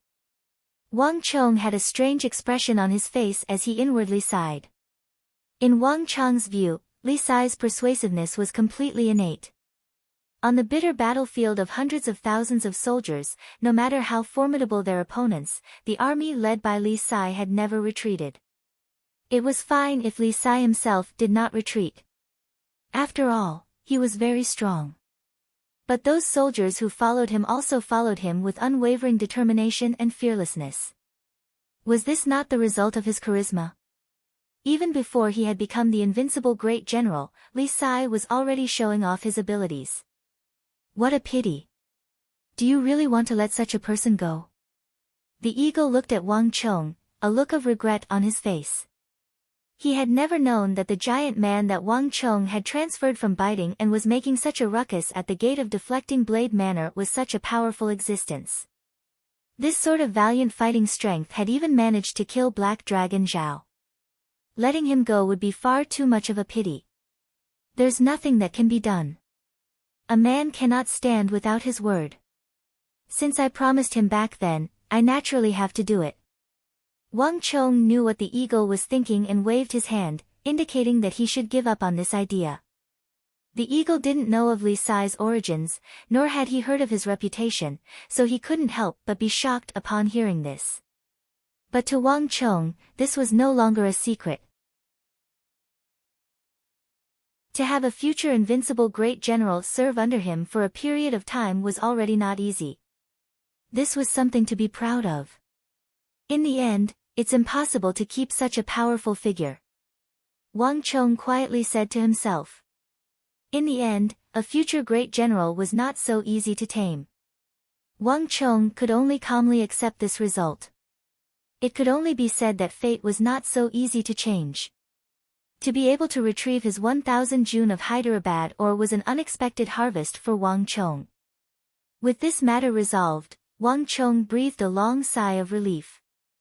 After sending off the eagle, Wang Chong returned to the depths of the spirit vein and continued to cultivate the leaping dragon art. 10 some days later, Li Sai returned to the capital, accompanied by 10 some dragon bandits elites at tier 7, 8, and 9 of the true martial realm. In addition, several Sindhi monks had also been brought back to the capital by Li Sai. I've already delivered those monks to your home. I found them west of the Chishi Desert. All of them were injured, and 2 of them were called Ablanadin and Arloja. I think they said that they knew you. On the spirit vein, Li Sai stood tall, his tall figure like a mountain. This bitter battle had not only failed to tire or frustrate him, it only made him seem even more spirited. It was like his body had an inexhaustible supply of energy. Thank you. Wang Chong sincerely said. Although he had already learned of the news from the eagle's messenger pigeon, Wang Chong still expressed his thanks. In addition, I've also shipped the Hyderabad ore back to the Wang clan. Following your orders, I left a few people to stand guard there. Li Sai said. Wang Chong nodded and tossed over an object the size of a pellet. This is for you. What is it? A hint of surprise flashed through Li Sai's eyes as he subconsciously caught it. A pill. Your injuries from this mission are not light, right? If you swallow it, it can help you neutralize the dark blight. Wang Chong said. Ha, it's just a minor matter. Li Sai laughed and waved his hand, not taking it to heart. His body was much stronger than others, and after so many days, he had mostly recovered, so it was no longer important. Don't be careless. A dike of 1,000 li can collapse because of an ant's hole. No matter how small the injuries accumulate, they can still take one's life. Wang Chong said calmly. Li Sai was indeed powerful, but no matter how powerful he would still be injured. In his previous life, Li Sai's attacks were too ferocious, causing him to neglect his own defense. Coupled with his usual carelessness, all kinds of injuries and hidden injuries kept accumulating. That was why, at the final critical moment, he was triggered by the intense battle, causing all kinds of hidden injuries to break out all over his body, causing him to collapse and die. Since he had met Li Sai in this life, he would do whatever he could to help and change the situation. The longer Li Sai's lifespan, the healthier his body would be, and the longer the empire would last. In his previous life, Wang Chong had had enough of the feeling of fighting alone. Also, here's a bag of pills. In the future, swallow a small pill during minor battles. He had swallowed a total of 3 large pellets during the battle. Be careful and it will be beneficial to you. Wang Chong tossed over a bag. Li Sai stared blankly for a moment, but he still took it. Ha, now that I've taken your pills, I just so happen to have something to give you. Oh. Wang Chong's face was filled with surprise. I found this on Black Dragon Zhao's body. It was stored in a jade box and kept close to his body. It seems to be a treasury. However, I've never been interested in treasure maps. If you're interested, there's no harm in taking a look. But don't get your hopes up. It seems to me that Black Dragon Zhao hasn't made much progress either. As Li Sai spoke, he casually tossed a pouch to Wang Chong like he was throwing away his shoes. Treasure map. Wang Chong blinked, even more surprised. Li Sai wasn't interested in a treasure map, but how could he be interested? In terms of wealth, Wang Chong was truly wealthy enough to rival a country. Even if he really did have a treasure trove, it probably couldn't compare to Wang Chong's. Putting everything else aside, just this 1,000 jun of Hyderabad ore was already an astronomical amount of wealth. For many great clans, they might not even be able to gather this amount in 100 years. However, something that an ambitious and ruthless person like Black Dragon Zhao kept close to his body could not be as simple as an ordinary treasure trove. Just what is it? Wang Chong curiously opened the pouch that Li Sai had tossed over. When he saw what was inside, Wang Chong was flabbergasted. Because inside the pouch was a piece of leather, a leather that Wang Chong had never seen before. It was black and ancient, covered in scales the size of baskets. Wang Chong sensed a powerful ripple of energy from this leather, and almost instantly, Wang Chong sensed danger in his soul. What is this?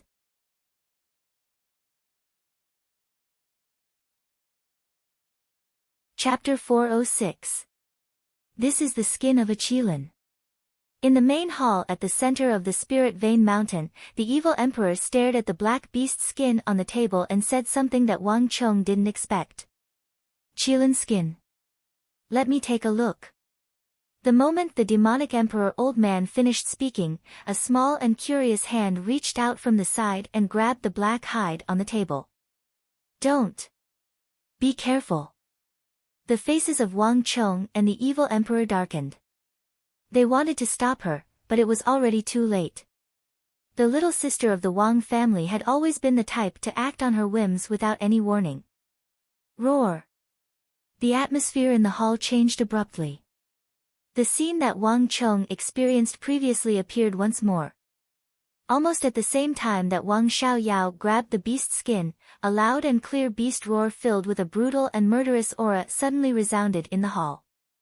An invisible and violent aura swept across the hall like a raging gale, dragging the three of them into it. Pak da! The beast skin fell to the ground, and Wang Xiaoyao's hand loosened. Her face was pale, and she looked frightened. I told you not to touch it easily. Wang Chong smiled bitterly. His little sister had always been this rash. This beast skin was extremely sinister. Just by sitting beside it, he and his master were already assaulted by the mental energy. Given how his little sister touched it with her hands, the impact was unimaginable. Little fellow, if you continue to be so rash and disregard my advice, don't blame your master for being impolite in the future. The evil emperor glanced at the little sister of the Wang family and said sternly. Wang Xiaoyao behaved obediently, not daring to say a word.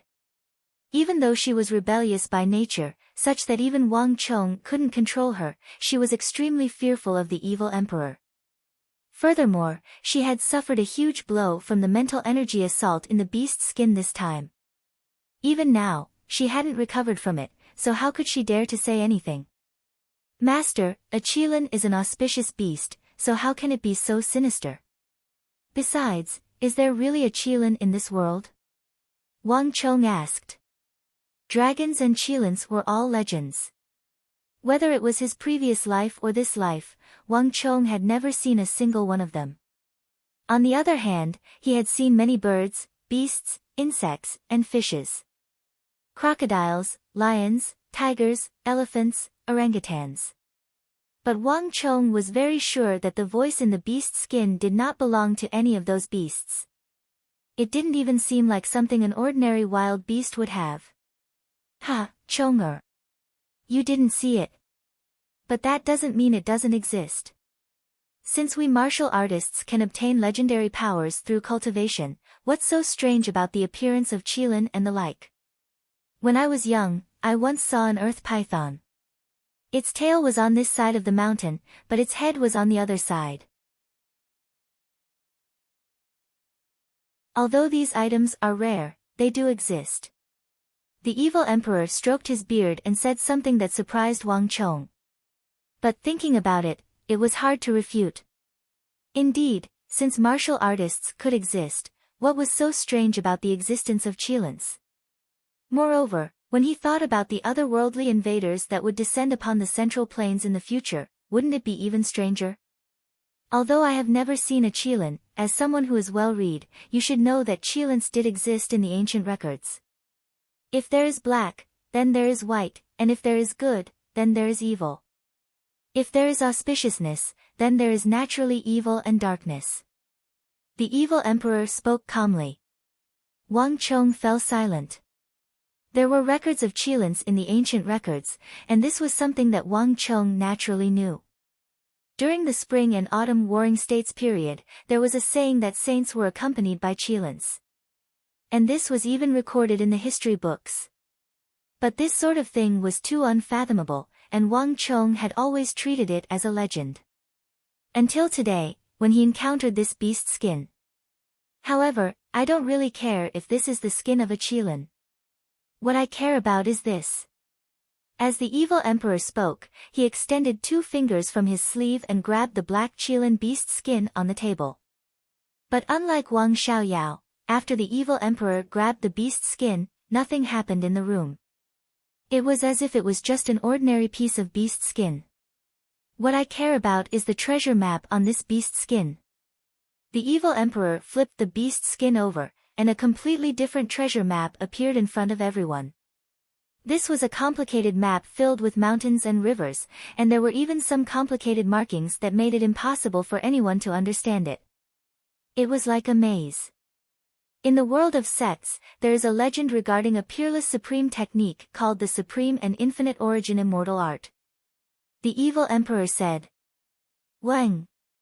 Upon hearing this technique, his little sister was still at a loss, but Wang Chong's heart suddenly twitched. When Li Sai handed this technique to him, Wang Chong didn't feel much about it. But upon hearing the name of this technique, Wang Chong felt completely different. The top 10 legendary techniques of the Central Plains, Art of God and Demon Obliteration, Great Yin-Yang Heaven Creation Art, Supreme and Infinite Origin Immortal Art, Myriad Spirit Sea Art. Supreme and Infinite Origin Immortal Art was one of them. Moreover, this technique could definitely be ranked in the top 3 of the top 10 techniques. However, Wang Chong knew a long time ago that this technique had been lost a long time ago. Furthermore, it was during the Great Sui dynasty. If one wanted to obtain this cultivation technique, there was no meridian to be found. Thus, Wang Chong didn't even consider it from the start, nor did he include it in his search list. Speaking of which, this technique has a lot to do with our lineage. Do you remember what I told you before? The Little Yin-Yang Art and Great Yin-Yang Heaven Creation Art are extremely easy to master because we don't need to cultivate them. As long as we continuously absorb energy from others, we will be able to gain the cultivation that others would take decades to achieve in a short period of time. With this technique, I was already unrivaled in the world of sects by the age of 30, looking down on all the experts in the world. But for every benefit, there is a drawback. When one's cultivation reaches a certain level, the higher one's cultivation, the more intense the conflict between the stellar energy in one's body, and the greater the risk of cultivation deviation. I spent nearly 60 years trying to refine the different kinds of stellar energy in my body and fuse them together, but I still failed in the end. In fact, it was also because of this that I was taken advantage of by my traitorous disciple. At this point, the evil emperor turned to Wang Chong, a hint of worry in his eyes. Chong, your Little Yin-Yang Art is advancing too quickly. You don't need a reason to kill someone in the army. It's even more convenient for you than it is for the people of our sections. This isn't a good thing at all. The evil emperor had personally experienced this, and he had almost died because of it. That was why he had completely given up on this technique and switched to the Myriad Spirit Sea technique. But there was no need to doubt the power of the Great Yin-Yang Heaven Creation Art. As long as one could kill enough opponents and absorb their inner energy for their own use, one could become a top-class expert in the shortest time possible. In this aspect, the myriad spirit sea art could not compare. The latter was dozens of times more difficult to cultivate than the former. Even if they reached the peak, it would still be equally shocking. Master, be at ease. I know what I'm doing. Wang Chong sincerely said. It's good that you understand. The massive flaw of the great yin-yang heaven creation art is not impossible to make up for. If you can obtain the supreme and infinite origin immortal art, the two can complement each other and make up for the flaws of the great yin-yang heaven creation art.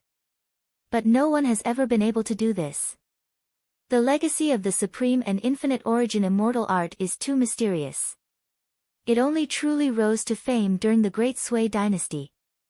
Thus, I didn't mention it to you before. This is probably the only clue to this technique in the next several hundred years. The evil emperor looked at the treasure map on the table and sighed. Fate truly made fools of people. If he had obtained this technique earlier, perhaps it would not have been like this. But now, it truly was fate that made fools of people. His great yin-yang heaven creation art had already been broken, and even his dantian had been crippled. He had long ago become incapable of cultivating this technique. But how did such an important thing end up in Black Dragon Zhao's hands? Also, what's with this map? Wang Chong frowned. At the end of the Sui, the world was in chaos and heroes rose up. The supreme and infinite origin immortal art probably entered the hands of the common people at that time. Black Dragon Zhao was a tiger blocking the path to the west, and plundering was his duty. Perhaps it was for this reason that he coincidentally obtained the treasure map for this technique. As for this map, I heard a little about it when I was in the martial arts world. It was said that the senior who cultivated the supreme and infinite origin immortal art had drawn his supreme technique on an ancient map that was completely different from the one we have today. That ancient map represented the origin and inheritance of this cultivation technique, as well as the tradition of this cultivation technique. The more you hear about the legends, the fewer you believe them. I never imagined that this legend would be true. The evil emperor sighed. Wang Chong frowned. This was also the first time he had heard of such a thing. Of the 10 top-notch cultivation techniques of the Central Plains, other than Su Jinshin's Art of God and Demon Obliteration and the Demonic Emperor Old Man's Great Yin-Yang Heaven Creation Art, the other cultivation techniques were hard to come by. It was not very strange that the Supreme and Infinite Origin Immortal Art would use the geography of ancient times as a clue to its treasure map. But with the vicissitudes of time, dragons and snakes emerging from the land, the geography of the ancient era was completely different from that of the Tang dynasty. It was basically impossible to find the location where the Supreme and Infinite Origin Immortal Art was hidden by relying on the diagrams of mountains and rivers on it.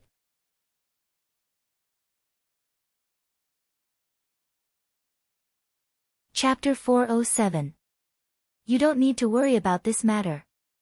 Leave the matter of the Supreme and Infinite Origin Immortal Art to me. Have your eagle tamer work with me. The demonic emperor elder waved his hand. But master, a hint of worry appeared in Wang Chong's eyes as he gazed at his seated master. Although his master's hair had turned from white to black and he looked much younger, Wang Chong could sense that his mental state was not as good as he had imagined. If he carefully sensed it, he could even sense a sliver of chaotic energy in his body. This was the after-effect of being ambushed and having one's dantian destroyed.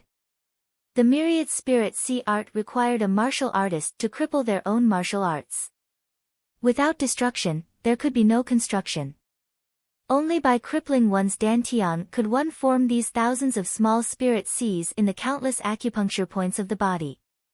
But the myriad spirit sea art required one to cripple their own martial arts, which was completely different from the evil emperor, who had been ambushed and had his dantian destroyed. The evil emperor had reached a certain level of mastery in the myriad spirit sea art, and his attacks were filled with all sorts of phenomena that ordinary people could not deal with.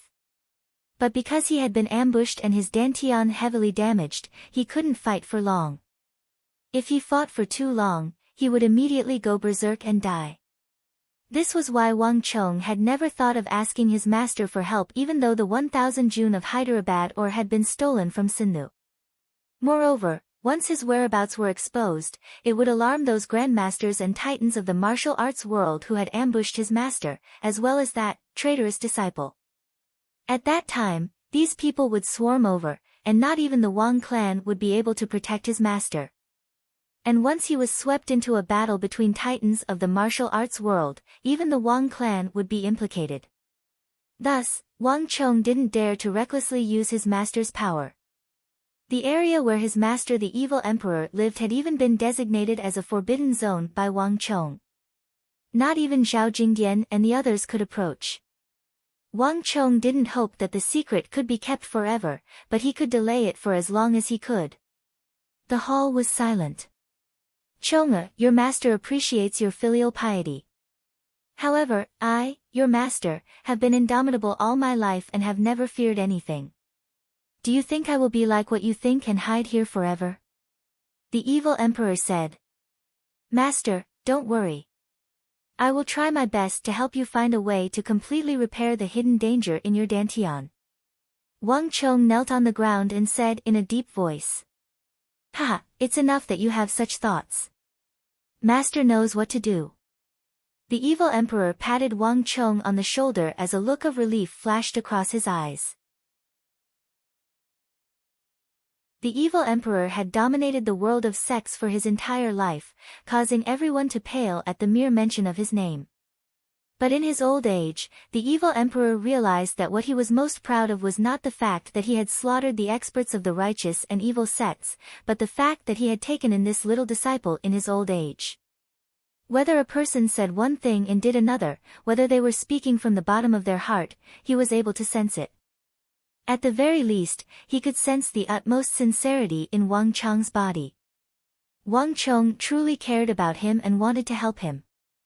The demonic emperor old man was used to the deception of the martial arts world, and this sort of sincere emotion was extremely precious to him. Master has lived for 60 years and has seen and experienced far too many things. I know what can be done and what cannot be done.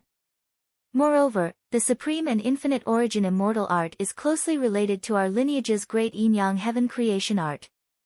When I was young, I tried to find it, but alas, my efforts were in vain. If I can find a reliable clue, I cannot let it go no matter what. If we can obtain this legendary supreme art of the righteous path, perhaps our yin-yang fortune gate will be able to truly accomplish what our predecessors failed to accomplish, transcend the realm of peak consummation and reach an even higher realm. The evil emperor said. His voice was loud and brimming with passion. Making up for the flaws in the great yin-yang heaven creation art had been his lifelong wish, and he had spent almost half his life on this art. Now that hope was within reach, no matter who it was, no one could stop him. As for whether he could still cultivate after his dantian was destroyed, this was no longer something he cared about. Your disciple understands. Wang Chong understood his master's intentions and said no more. He respectfully kowtowed 3 times and then withdrew. After arranging for the eagle to assist his master, Wang Chong put aside the matter of the supreme and infinite origin immortal art. His mind was completely focused on cultivation. Time slowly passed, and each day, Wang Chong made significant progress, his strength increasing. Compared to the beginning, Wang Chong had gotten even stronger, and he was steadily advancing toward Tier 2 of the true martial realm. Roar! Roar! A clear and melodious cry, like that of a dragon or a phoenix, shook the heavens. At the summit of the spirit vein, Wang Chong shot forward like a rainbow, rising 10 zhang into the air. Bzzz. Spiritual energy gathered beneath his feet, forming a white, cotton-like mass of origin energy. Wang Chong stepped forward, circled around, and then leaped even higher into the air. Bang! On the second step, Wang Chong finally ran out of momentum. In midair, he executed the tail whip of the divine dragon, and like a shooting star, he shot toward a boulder 50 zhang away. Boom! With an earth-shattering explosion, a huge boulder weighing nearly 10,000 kilograms, along with the hard ground, was blasted into pieces. Billowing smoke and dust soared into the sky, reaching a height of more than 100 feet. Bang! After an unknown amount of time, a heavy and forceful foot stepped out from the cloud of dust. Wang Chong walked out, a silver spear in his right hand. His body was tall and straight, and his eyes were filled with disdain. He exuded a powerful aura. Whoosh! A gust of wind blew past, sweeping away the cloud of dust behind Wang Chong. A 10-meter deep hole appeared behind Wang Chong. The leaping dragon technique can only reach the second layer. I'm still not strong enough. Wang Chong disassembled the silver spear in his hand into pieces and stuffed them into a leather pouch on his body. Then, he let out a long sigh. The leaping dragon technique was extremely powerful. Every time he soared into the air, he could absorb origin energy from the world. From start to finish, he could only soar 9 times in the air. At the 9th layer, its power was unbelievably great. Even his every move could summon the image of a dragon. Its power had already surpassed any true martial realm expert, and it could even defeat a profound martial realm expert. This technique did not rely on its own power, but on the origin energy of the world it absorbed from the depths of time and space, borrowing the might of the world to defeat its opponent. Right now, Wang Chong was on the verge of reaching true martial tier 2, so he could basically soar into the air twice. For a martial artist below true martial tier 4, a single touch would mean injury, and a single hit would mean death. It was impossible for them to block it. The leaping dragon technique and the stellar energy iron cloak give me the ability to protect myself in the true martial realm. Now, I'm just lacking. Wang Chong thought to himself. As he spoke, he opened his right hand. Whoosh! A black shadow rose from Wang Chong's body and landed on his hand. It shrunk layer by layer until it was the size of a walnut. It was a pocket-sized stellar energy iron cloak. Other than the leaping dragon art, Wang Chong's greatest harvest in his seclusion this time was the cultivation of Iron Cloak Li's stellar energy iron cloak. Although his cultivation was far below Iron Cloak Li's, Wang Chong's stellar energy perception and control were far superior to his. Iron Cloak Li's stellar energy iron cloak could be used for both offense and defense. With these two techniques, Wang Chong had basically reached the pinnacle of the true martial realm.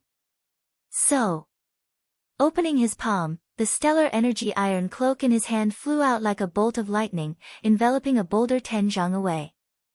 Following which, the iron cloak contracted, and with a series of cracking sounds, the entire boulder was crushed into pieces from the inside out.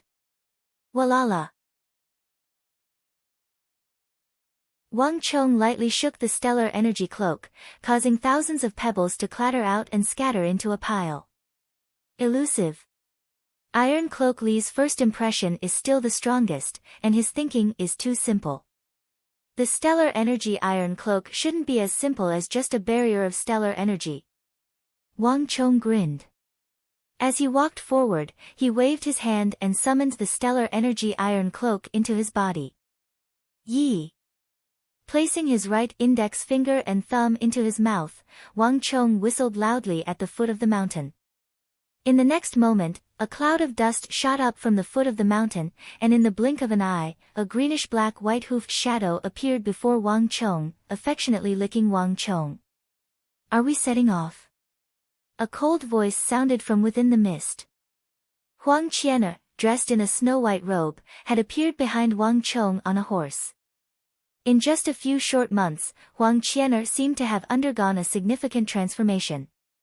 She had grown stronger, but at the same time, she had also become more aloof, transcendent, and otherworldly, like a fairy who had descended from the mortal world. Over the past few months, Huang Qian'er had clearly benefited from it, and her strength had grown stronger and stronger. Perhaps it was due to the thunderclap of dainty hands. Wang Chong felt that the higher Huang Qian'er's cultivation got, the colder and more serene she became, as though she had transcended the mortal world. She gave off a feeling of alienation. Anyone else would have long felt ashamed before Huang Qian'er. But Wang Chong did not. "Let's go, it's about time we leave." Wang Chong leaped onto his steed and galloped down the mountain. Huang Qian'er followed closely behind him, and it didn't take long for the two of them to leave the spirit vein. Half a day after leaving the spirit vein, Wang Chong arrived in the vicinity of Deflecting Blade Manor. However, unlike usual, Wang Chong didn't head toward Deflecting Blade Manor. Instead, he stopped at a hill. "Wang Chong, you're finally here."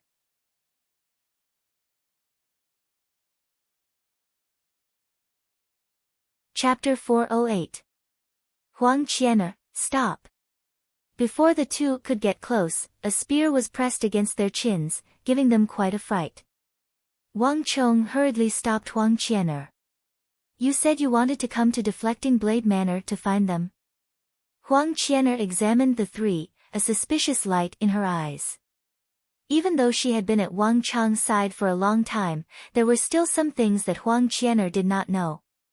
For example, the news that Wang Chong had sent through carrier pigeons. "Yes." Wang Chong smiled. He had left the spirit vein not because he was strong enough, but because he had received a request for help from 5th Prince Li Heng. "Huang Qian'er, can you give us some space?" Wang Chong made a gesture of invitation. "Humph. Do you think that I care?" Huang Qian'er held her head high, coldly snorted, and turned to leave. Although she was very curious as to why Wang Chong had seen these two acting suspiciously, Wang Qian'er's pride did not permit her to linger. Although she had left with her horse, Huang Qian'er did not go far, waiting around 50-some zhang away. "Who is that woman?" Li Xiang looked at Huang Qian'er's back, a strange look flashing through his eyes. That moment just now had truly given him a fright. Although Li Jingzhong would often berate him and even slap him, that was because he had grown up with him and had a special status. This was the first time someone outside of the imperial palace had pointed a sword at his neck. "He's my guard." Wang Chong gave a simple explanation. Huang Qian'er was a daughter of the Huang clan, so she was very far from the imperial palace. Li Heng and Li Jingzhong both had warm expressions on their faces when they heard Wang Chong's answer. Wang Chong knew that the two had misunderstood, but he only smiled and did not explain. "Your Highness, what's going on? Why are you in such a hurry?" Wang Chong asked. Li Heng's messenger pigeon had come in a hurry. If not for this, he would not have left the spirit vein so quickly.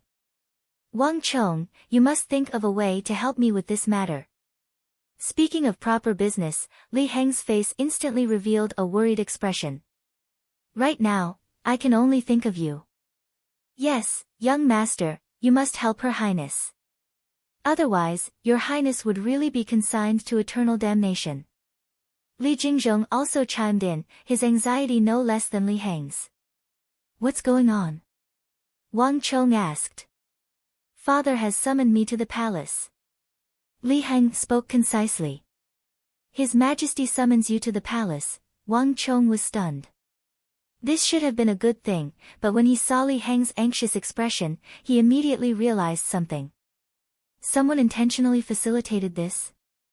"Yes, third brother arranged it," the 5th prince said, and his words revealed a very fearful expression. Of all the princes of the imperial clan, the 3rd prince was one of the most feared. He had a strong desire to ostracize others and would use any means necessary. At the same time, he would never leave behind any evidence that could be used against him. "What's going on here?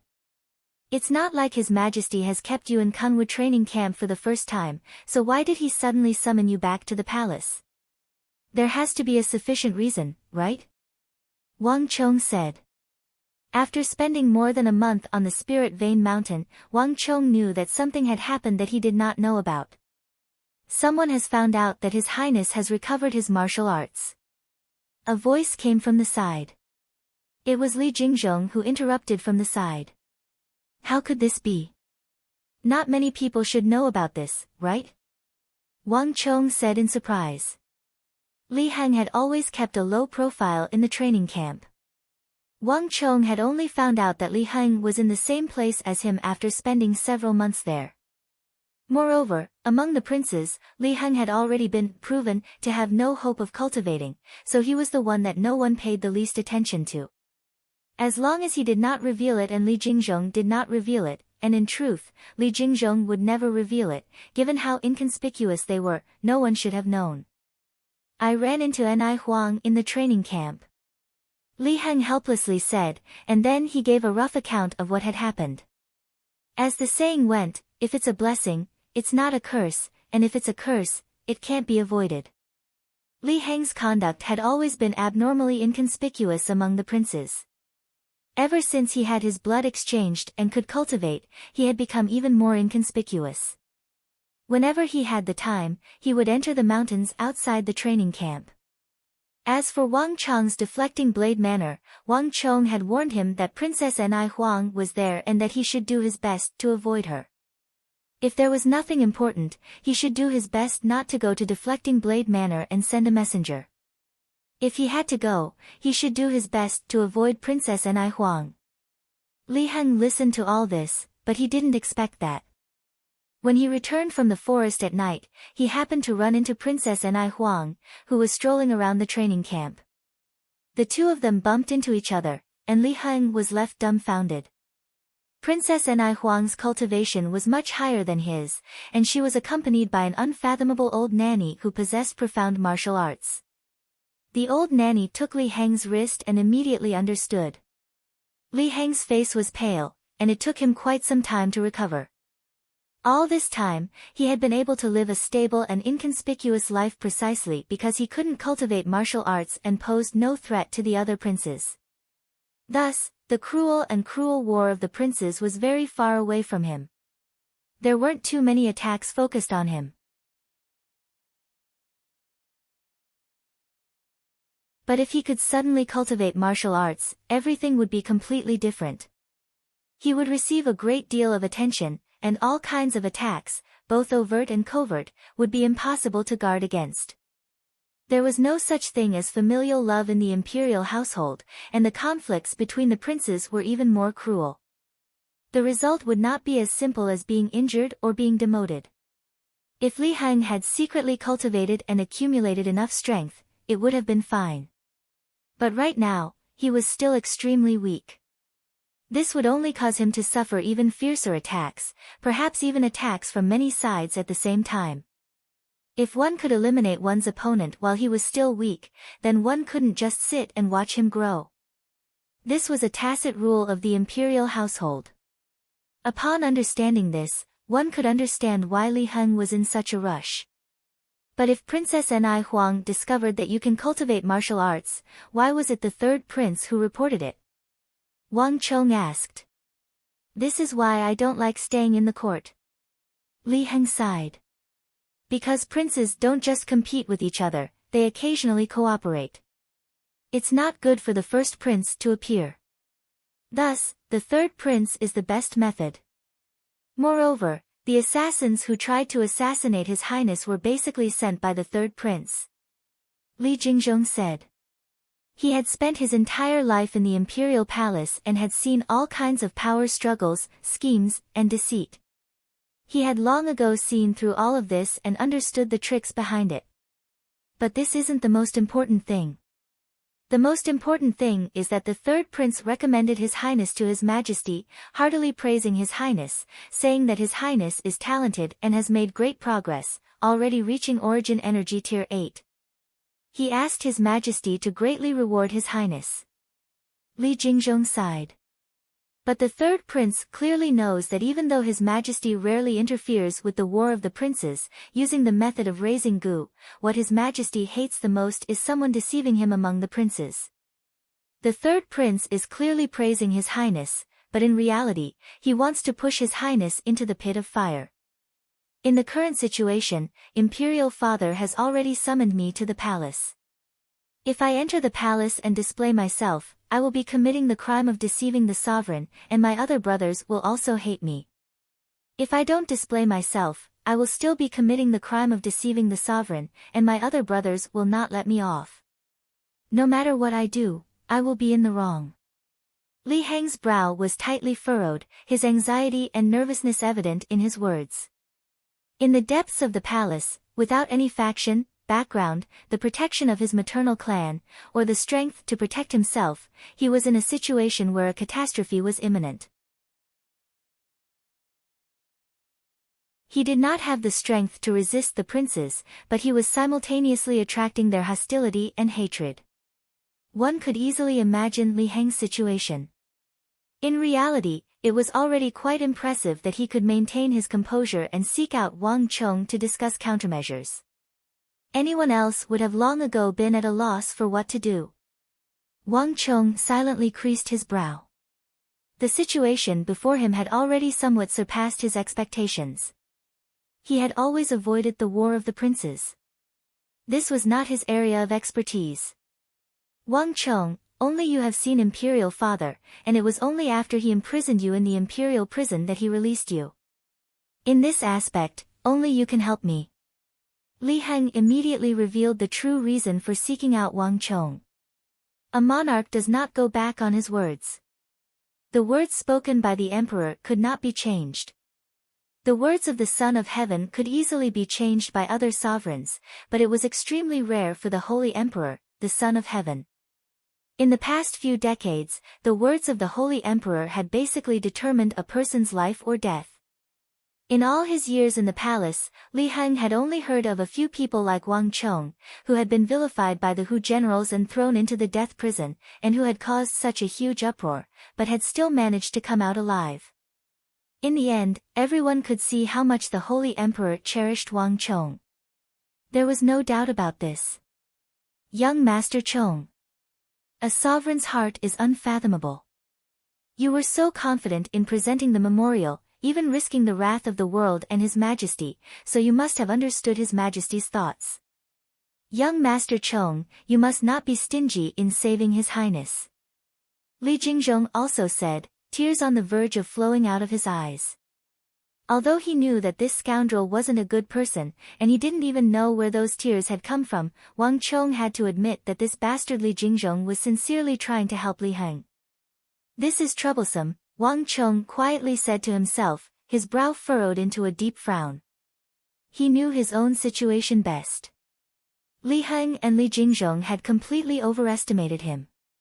In the regional commander's incident, it wasn't that he had grasped His Majesty's thoughts and knew that nothing would happen to him, but that he had cast aside his life and death. But no one would believe him on this point. Moreover, based on his memories, Li Heng had never been summoned to the palace from the training camp in his last life. There was no doubt that it was his interference that had brought about this danger.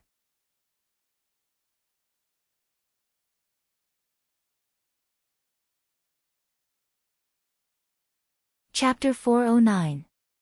Li Heng and Li Jingzhong silently looked at Wang Chong, their eyes brimming with anticipation. Even the distant Huang Qianer seemed to sense something, her gaze falling on Wang Chong. When do you need to enter the palace at the latest? I need to enter tonight. I only have 2 hours at most, Li Heng said. Time was tight. If not for this, he would not have been in such a rush to urge Wang Chong. It seems like Big Uncle can't be counted on. Wang Chong's heart sank at Li Heng's words. When he had first received the news of Li Heng's matter, his first instinct had been to seek help from his big uncle. His big uncle had accumulated a great deal of experience in this aspect. Although it was very difficult to guarantee that he would be able to understand the imperial heart, his decades of experience meant that he could at least give a clear suggestion. But the eagle had sent word that something had suddenly happened in the imperial court, delaying his big uncle. He would need at least 4 to 6 hours before he could come out. In other words, he couldn't count on his big uncle at all. Right now, Wang Chong was truly fighting alone. It seems like I can only rely on myself. As Wang Chong thought to himself, his brow creased tighter and tighter. This matter was very risky. If he did it well and helped 5th Prince Li Heng escape this calamity, Li Heng would have an enormous amount of trust in him. Coupled with the fact that he had helped Li Heng undergo a blood exchange, he would truly become a member of Li Heng's inner circle. Although this was a small matter, in the future, even if his entire clan went bankrupt, he still might not be able to enter the heart of the future son of heaven of the Tang dynasty and become a member of his circle. There was only one chance. If he succeeded, he would obtain Li Heng's absolute trust and become an important minister, just like his grandfather. But at the same time, if he failed, Wang Chong would have to pay an enormous price. All his previous efforts, including his contribution to Li Heng's blood exchange, would be written off. At the same time, Li Heng would begin to doubt his abilities and distance himself from him. And the worst thing was that because of him, the fate of the Tang dynasty had been greatly deviated.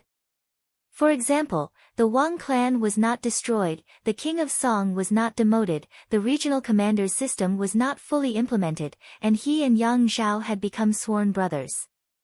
Everything was completely different from what he remembered. If all of this could undergo such a massive change, who could guarantee that Li Heng, the future son of heaven, would not truly be buried? These were all things that Wang Chong needed to consider. How can you catch tiger cubs without entering the tiger's den? Maybe it's time for a change. As Wang Chong looked at the expectant and worried Li Heng, a thought suddenly flashed through his mind.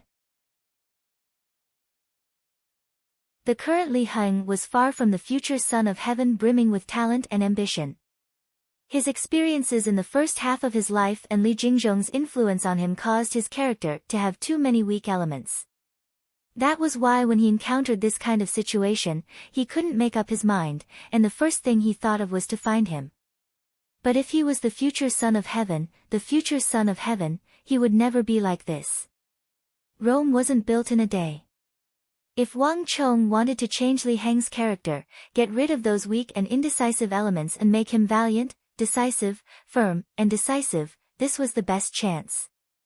Your Highness, do you trust me? Wang Chong suddenly asked.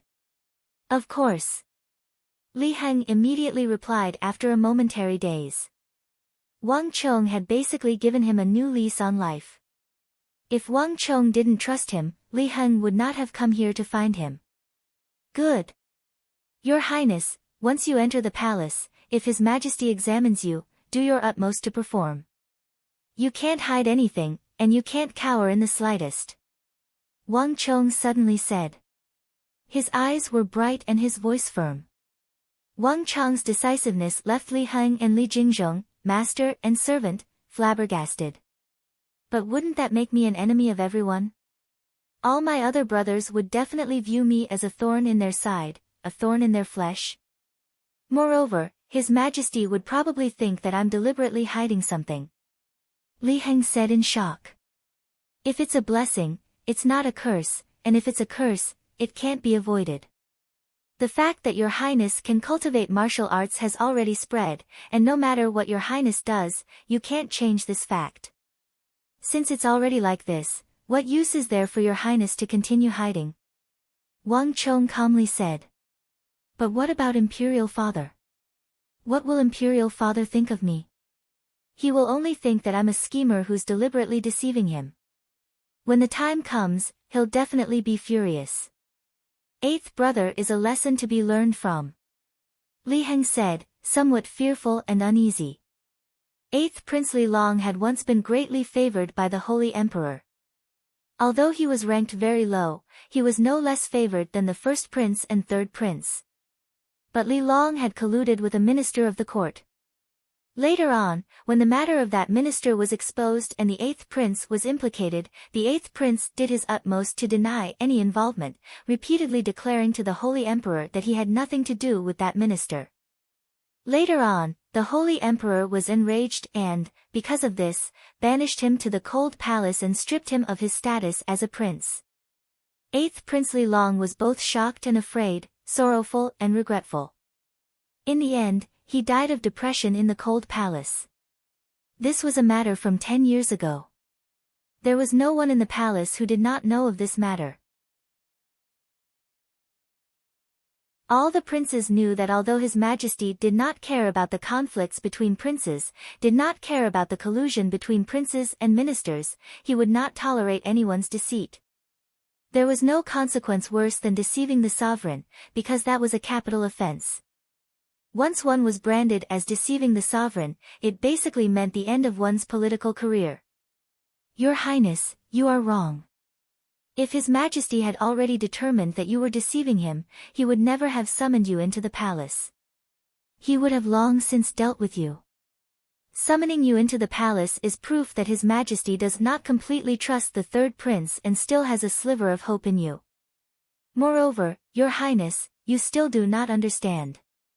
Every step in the palace is treacherous, and the war of the princes is fraught with danger. Right now, the one who can save you is not me, nor is it anyone else, but His Majesty. Only His Majesty is your greatest backer. Wang Chong sternly said. Imperial Father is my greatest backer. Wang Chong's words left Li Heng and Li Jingzhong dumbfounded. It was obvious that this was the first time they had ever heard someone say these words to them. Your Highness, do you still not understand? Only by obtaining His Majesty's favor can you obtain true peace. As for everything else, whether you hide in the Kunwu training camp or do your best to keep a low profile, you will only be putting your tail in the sand and not a solution. Only His Majesty can truly guarantee your safety. Wang Chong sighed. In truth, if you make good use of this visit to the palace, not only will it not harm you. On the contrary, it will be an excellent opportunity for you to show off in front of His Majesty and gain his favor. Even though Wang Chong didn't have much experience in dealing with political affairs, he didn't think too much of it. However, Wang Chong was someone who had read many history books. He had a clear understanding of the nature of the War of the Princes that others could not reach. In the end, the War of the Princes was a struggle between a group of people surrounding a single person. And this person was the Holy Emperor, the Son of Heaven, who reigned supreme in the court. The life and death of all the princes, their joy, anger, sorrow, and resentment, were all in the hands of that person. If one could not clearly see this point and was lost in a momentary gain or loss, then the gains would not make up for the losses, and one would truly be lost. Li Heng and Li Jingzhong had long ago found themselves speechless. It was clear that the two of them had never imagined that Wang Chong would say something like this. But if I do this, His Majesty will think that I was deceiving him in the past. Perhaps my schemes are too deep, and my residence is too deep. Li Heng uneasily said. You're wrong. His Majesty has grand plans. The north reaches the Yin Mountains, the south reaches Jiaoji, the east reaches Goguryeo, the west reaches the Tsong Mountains, and then the western regions Abbasid Caliphate and Karak-Spazinu. The powerful and prosperous Tang dynasty was single-handedly established by His Majesty after many years of hard work. What His Majesty reveres is individual courage and strength. If Your Highness continues to cower and cower, then you will truly be running in the opposite direction, seeking fish from a tree. If Your Highness can display your true strength and show your desire to advance, I believe that not only will His Majesty not blame you, he will even view you in a new light. Wang Chong sternly said. His thoughts were becoming clearer and clearer. The current Son of Heaven was a valiant sovereign who revered strength. The appearance of so many great generals on the border was the best embodiment of the Son of Heaven's valiance. As long as one knew the sovereign's heart and did what he liked and appreciated, it was fine. Although the sovereign's heart was hard to fathom, the sovereign's will could be seen. It was ever-changing, but always the same. It was like how fog obscuring the eyes, but as long as one knew the direction, one would never get lost. This was Wang Chong's first attempt to intervene in the most dangerous struggle for Crown Prince of the Central Plains. Wang Chong was well aware that once one took the first step, one could never turn back. Your Highness, just think about His Majesty's path to the throne and you will understand. His Majesty's every step was taken through blood and fire. Without formidable martial strength and firm will, it would be impossible for him to reach this step. If Your Highness continues to cower and yield, do you think that His Majesty's insight will be of any use? Wang Chong had been observing Li Heng's reaction this entire time, and he knew that these words alone would not move him, so he added a little more fuel to the fire. As expected, upon hearing Wang Chang's final words, Li Heng's body trembled, and his expression immediately changed. There was practically no prince who did not know of the history of the Holy Emperor's insignificant days. The coup d'état before his ascension to the throne was even more legendary. As a child, Li Heng had heard of it, so he was naturally very familiar with it. In Li Heng's heart, his imperial father was a godlike existence. Wang Chang's words had finally had an effect on him. Your Highness, you no longer have a path of retreat. Only by moving forward and actively displaying yourself will you have a sliver of hope. This is your only chance. Wang Chong said. But if this happens, Your Highness will truly become everyone's target. In the palace, Your Highness will have no one to rely on, so you won't be able to resist the other princes. If your performance is too dazzling, the other princes will want to get rid of you even more. Li Jingzhong said with an uneasy expression.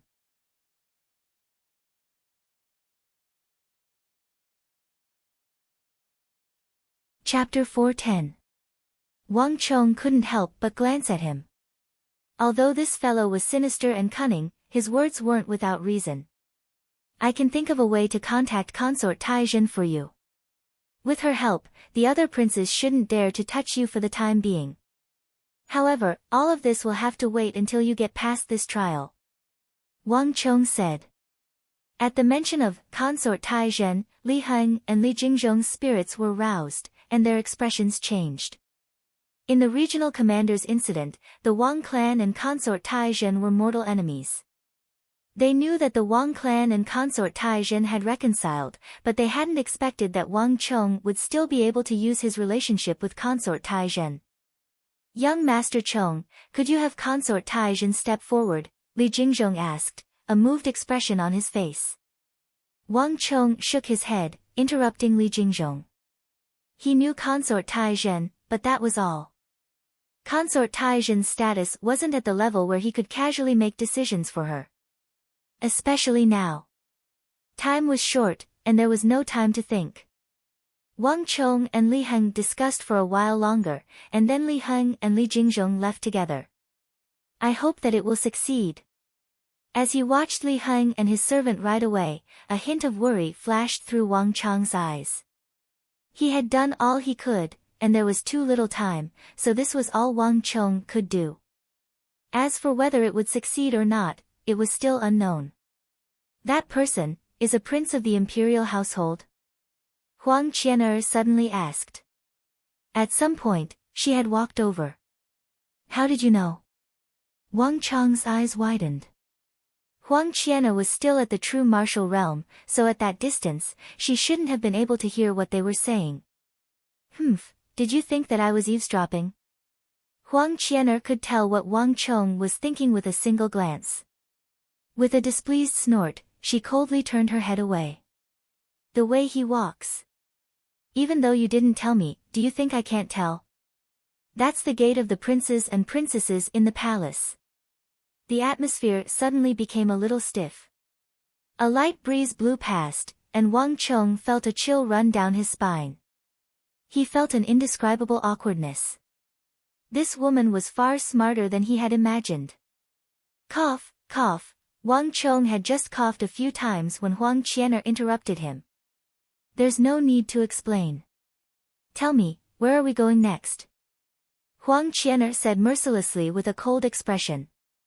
This was the first time Huang Qianer had displayed such an overbearing attitude in front of Wang Chong, and it was clear that she was somewhat dissatisfied with Wang Chong's request for her to retreat. Wang Chong rubbed his nose, knowing that he was in the wrong. He laughed bitterly in his heart and did not argue with her. However, Huang Qianer's words had reminded him of something. In terms of time, it should be about time. Wang Chong raised his head, his gaze sweeping across the sky. This sudden action also attracted Huang Qianer's attention, and she also raised her head to look at the sky in astonishment. A few moments later, a massive rock eagle flapped its wings and flew over from the western horizon. Wang Chong extended his right hand and caught the rock eagle, after which he took the letter from its leg. As expected. Wang Chong nodded, as if he had expected this. After reading the contents of the letter, Wang Chong crushed the paper into powder, allowing it to fall through his fingers. Let's go to the capital. Saying so, Wang Chong leaped onto the back of his steed. We're not going to Deflecting Blade Manor. Huang Qianna was surprised, and she subconsciously glanced at the nearby Deflecting Blade Manor. This place was probably only a few kilometers away from Deflecting Blade Manor. We're not going. Because we have other things to do. Wang Chong grinned, but he was thinking back to the training camp trial from several months ago. At the time, Wang Chong had captured that Arab and Li Tsangqi had mentioned that a mysterious group of Uzun had incited them to go on a rampage and plunder. Now that so much time had passed, it was about time to put an end to this matter. Hiya!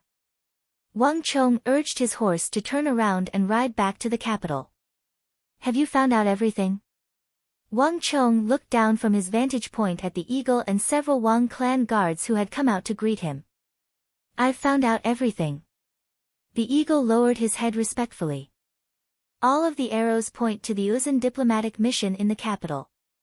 In addition, I secretly brought Li Tsangqi to their embassy to confirm the matter, and Li Tsangqi also identified a few of the Uzun guards as the mysterious Uzun experts who appeared in their stronghold back then. Li Tsangqi was the bandit leader who had told Wang Chong about the Iron Cloak highwayman.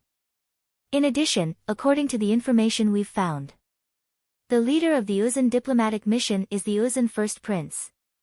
He has already been in the capital for more than 3 months now. Li Tsangqi said. The Uzun First Prince? Wang Chong frowned, and a contemplative look appeared in his eyes. A moment later, he seemed to have thought of something, and he suddenly chuckled. He knew who this Uzun First Prince was. Of the princes of the Uzun Empire, this was the one who actively advocated war against the Tang dynasty. Almost all of the decisions related to the Tang dynasty had this Uzun First Prince in it. But ironically, the next senpo of the Uzun Empire wasn't this fervent prince who was determined to defend his empire and felt that he deserved to inherit the throne. Moreover, if Wang Chong's guess was right, this earnest, aggressive, and arrogant first prince was probably already stirring up something else in the capital. Where is that first prince? Wang Chong asked concisely. Northern City. The eagle immediately replied. Let's go. Wang Chong urged his horse forward. Setting off from the city gate, passing through many alleys and streets, in the northern district of the Tang dynasty, between the Court of Judicial Review and the Imperial City, Wang Chong finally found an Uzun diplomatic mission. This was a massive training ground in the northern district, a place where the imperial army, the nobles, the scions of the great clans, and the young geniuses of the capital could exchange pointers. It was a training ground donated by His Majesty when he was young. When this training ground was first built, it had been bustling with activity. The scions of the great clans and nobles came here to train and nurture many of the talents of the Tang dynasty. But the Tang dynasty had been at peace for several decades, and the culture of martial arts was no longer as prosperous as it once was. The scions of the great clans and nobles who usually came here to train were few and far between. In Wang Chong's memory, this place should have been rather deserted. But when he actually arrived, Wang Chong realized that he was completely wrong. The training ground before him was packed with people. There was even a large number of Imperial Army members maintaining order at the perimeter. All kinds of flags representing the various branches of the Imperial Army were planted in the surroundings.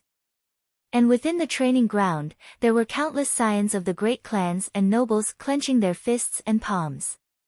Furious expressions could be seen on their faces. Hung long long.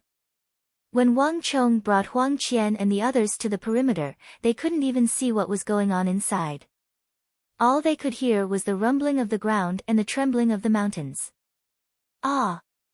A violent impact sound came from inside, as if 2 mountains had collided heavily. Only a mournful scream of death could be heard, and then everything became silent. Damn it! Bastards! This isn't fair. Those bastards from the Chamberlain of Dependencies. All of them only know how to threaten their own people. All of them deserve to die. Indignant roars echoed from the crowd. Cunes. Kilinaros. Ziana, the galloping of hooves and gleeful shouts that were clearly not in the language of the Central Plains sounded from within. Even those who didn't understand the Uzan language could understand the insults, disdain, and flaunting in those shouts. The crowd immediately grew even more furious. Kill him. Kill those barbarians. Bastards, are there so many experts in the capital of our Tang dynasty that none of them are capable of dealing with these barbarians? This is already the 33rd. Damn it, I'll give 1,000 taels of gold to whoever kills this bastard. I'll pay 2,000 taels. I'll pay 5,000 taels. As long as someone can kill him. The crowd grew furious once more. All of the scions and nobles around the training ground began to curse, and the crowd grew even more ferocious. Audacious. Just when the crowd's rage reached a boiling point, a loud bellow sounded. At the edge of the training ground, an expert dressed in the uniform of the Chamberlain of Dependencies popped his head out from a building with a stern expression. Injuries are inevitable in a duel, and death is unavoidable. This is the first prince of the Uzan Empire, as well as a member of the envoy. If you injure the first prince of the Uzan Empire and incite a war between the two countries, will you be able to bear the consequences? Everyone, listen up. The first prince of the Uzan Empire can only be captured alive. Otherwise, all of you will be severely punished. At the end of his words, his expression was stern. The originally noisy and indignant training ground suddenly quietened down. Many pairs of eyes stared at the expert from the Chamberlain of Dependencies in the two buildings, fear in their eyes. These fellows are going too far. They can only be captured alive, and they mustn't be harmed in the slightest. How are we supposed to fight with such restrictions? Even though Huang Qian'er had just arrived, and she didn't even know what was going on in the training ground, she couldn't help but feel a tinge of anger in her eyes when she heard those words. Huang Qian'er rarely came into contact with the affairs of the Uzan envoy. However, she had a deep understanding of the martial arts. If two people were to fight, and one of them was fearless, able to use all kinds of means at will, while the other party was restrained, only able to capture the other party alive. If so, there was no way they could fight. Even if they had 100% of their strength, they wouldn't even be able to bring out 30% of it. This was because they could easily injure the other party. There was no fairness in such a battle. Hee, Chamberlain of Dependencies, what's so strange about such a situation?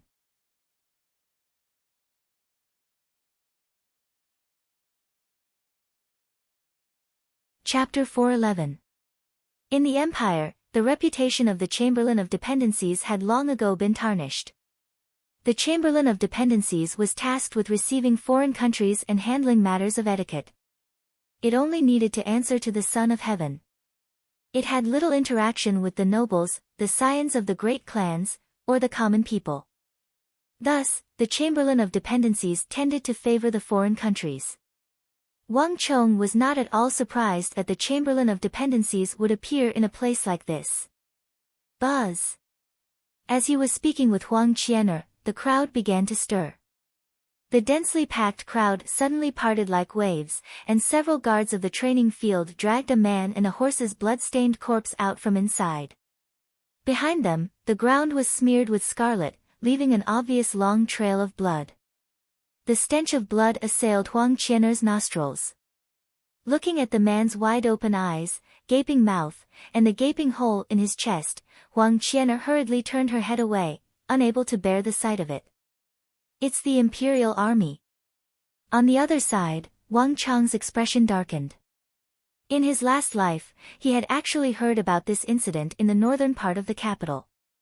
But hearing about it was one thing, and seeing it for himself was another. This young imperial soldier was said to have died at the hands of Uzan's men, but in truth, he had died at the hands of the Chamberlain of Dependencies.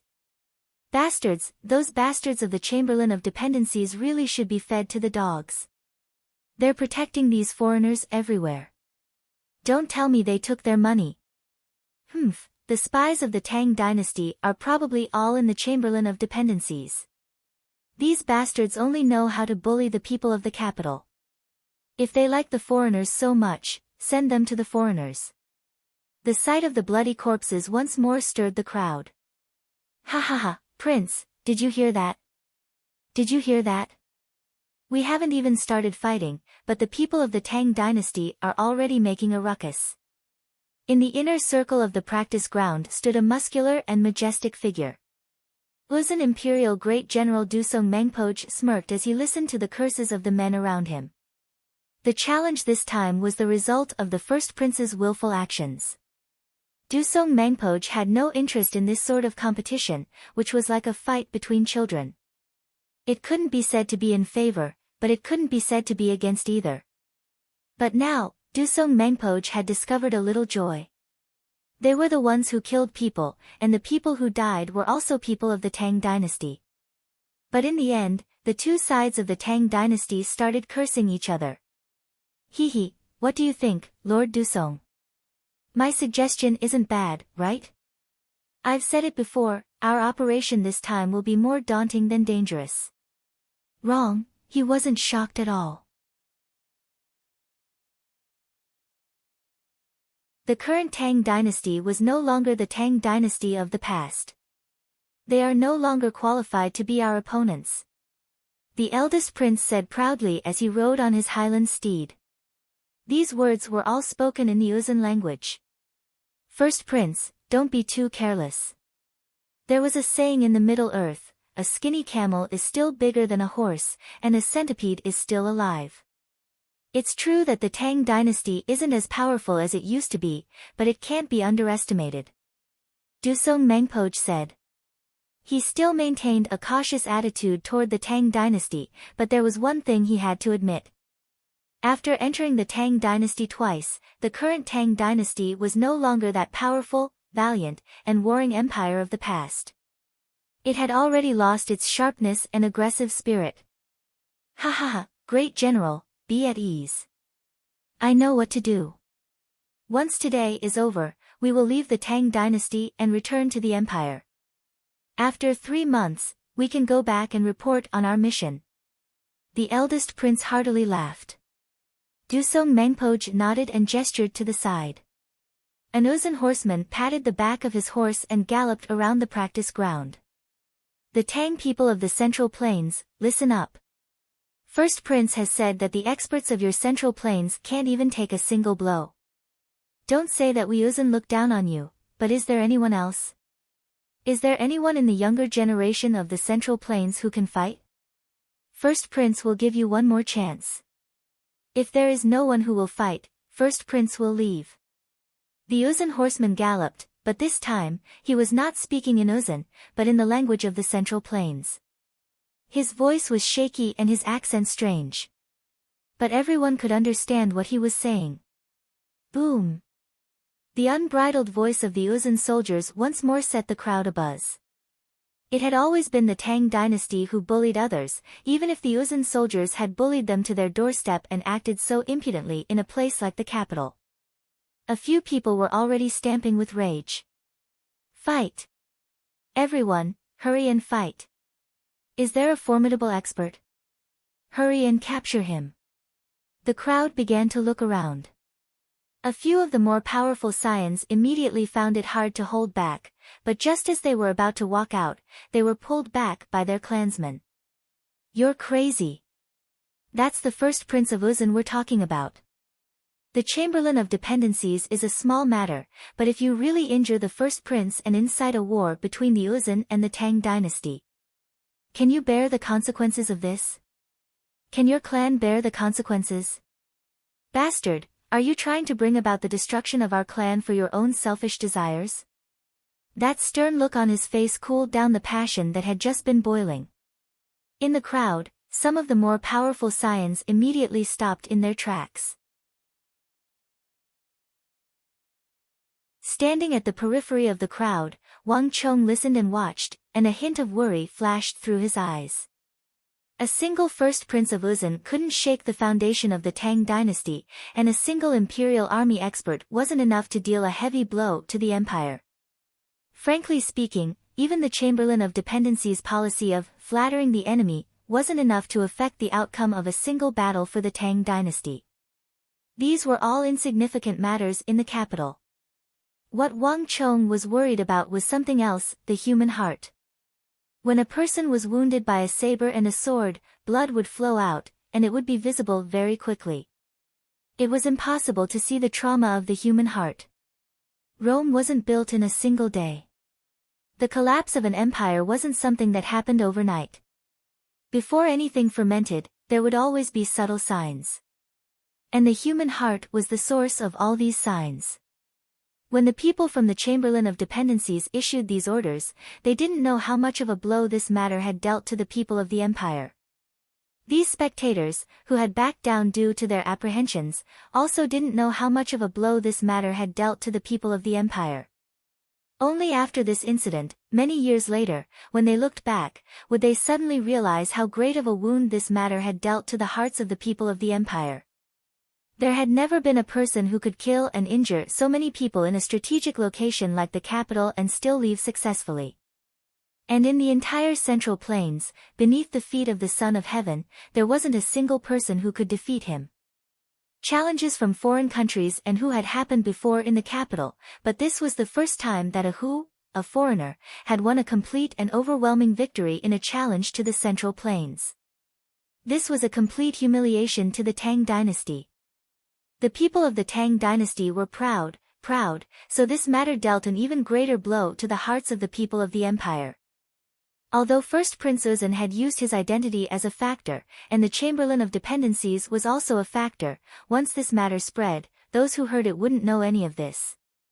They would only know that, beneath the feet of the Son of Heaven, where all the geniuses and elites of the Tang dynasty had gathered, so many people had been unable to deal with a single Uzun. The hearts of the people had suffered a deep setback. Coupled with the subsequent defeats, the once proud, dignified, and self-confident people of the Tang dynasty had been beaten to the bottom of the valley. They were filled with lack of confidence, even inferiority, and even self-doubt. With the hearts of the people scattered, this was the true collapse of the empire. This also made Wang Chong's heart ache. There was a deep reason why Wang Chong had run over to deal with the Uzun instead of the fifth prince's matter. When he first heard about the matter of the Uzun diplomatic mission, Wang Chong already had his suspicions. And the eagle's words only confirmed his suspicions. "The eagle, is my armor ready?" Wang Chong suddenly said from his horse. "It's ready." The eagle nodded and solemnly said, "According to young master's orders, I've already had the Zhang clan ship it over." Wang Chong gave a slight nod, a satisfied look in his eyes. After several months, the massive deep-sea Xian metal gate that had been discovered in the base of the Iron Cloak Highwayman had finally been successfully shipped back to the capital, to the territory of the Zhang clan. The capital's Zhang clan attached great importance to this 7,000 to 8,000 jin deep-sea Xian metal gate. When they were transporting the Iron Gate, they sent elders to escort it. When it arrived at the capital's Zhang clan, they had even gathered the most elite swordsmiths of the clan's elders to personally oversee this matter. Even the head of the Zhang clan was involved. A strategic material like deep-sea Xian metal was no trifling matter. Not to mention, what Wang Chong had discovered was 7,000 to 8,000 jin, enough to forge 70 to 80 sets of deep-sea Xian metal heavy armor. In any empire, this sort of material was of great importance and couldn't be underestimated. If not for Wang Chong, even the capital's Zhang clan wouldn't have the right to come into contact with this material. Thus, it was easy to imagine how much importance the Zhang clan placed on this matter. The head of the Zhang clan personally supervised the forging of the first set of armor for Wang Chong's personal use. Wang Chong's original intention was to just forge a set of armor. However, the head of the Zhang clan sent a letter saying that he would use the best swordsmiths and find the best inscriptionists to add the best and most sturdy inscriptions to Wang Chong's armor. This was to show the respect and sincerity the Zhang clan had for Wang Chong. You're tuning into the Blissful Bookshelf YouTube channel. We're so grateful for your support, and don't forget to subscribe to join us on this incredible journey through captivating stories. Your generosity through donations truly makes a world of difference, as it's the primary source of revenue that allows me to expand and enhance this channel for you. Thank you from the bottom of my heart for being a part of this adventure.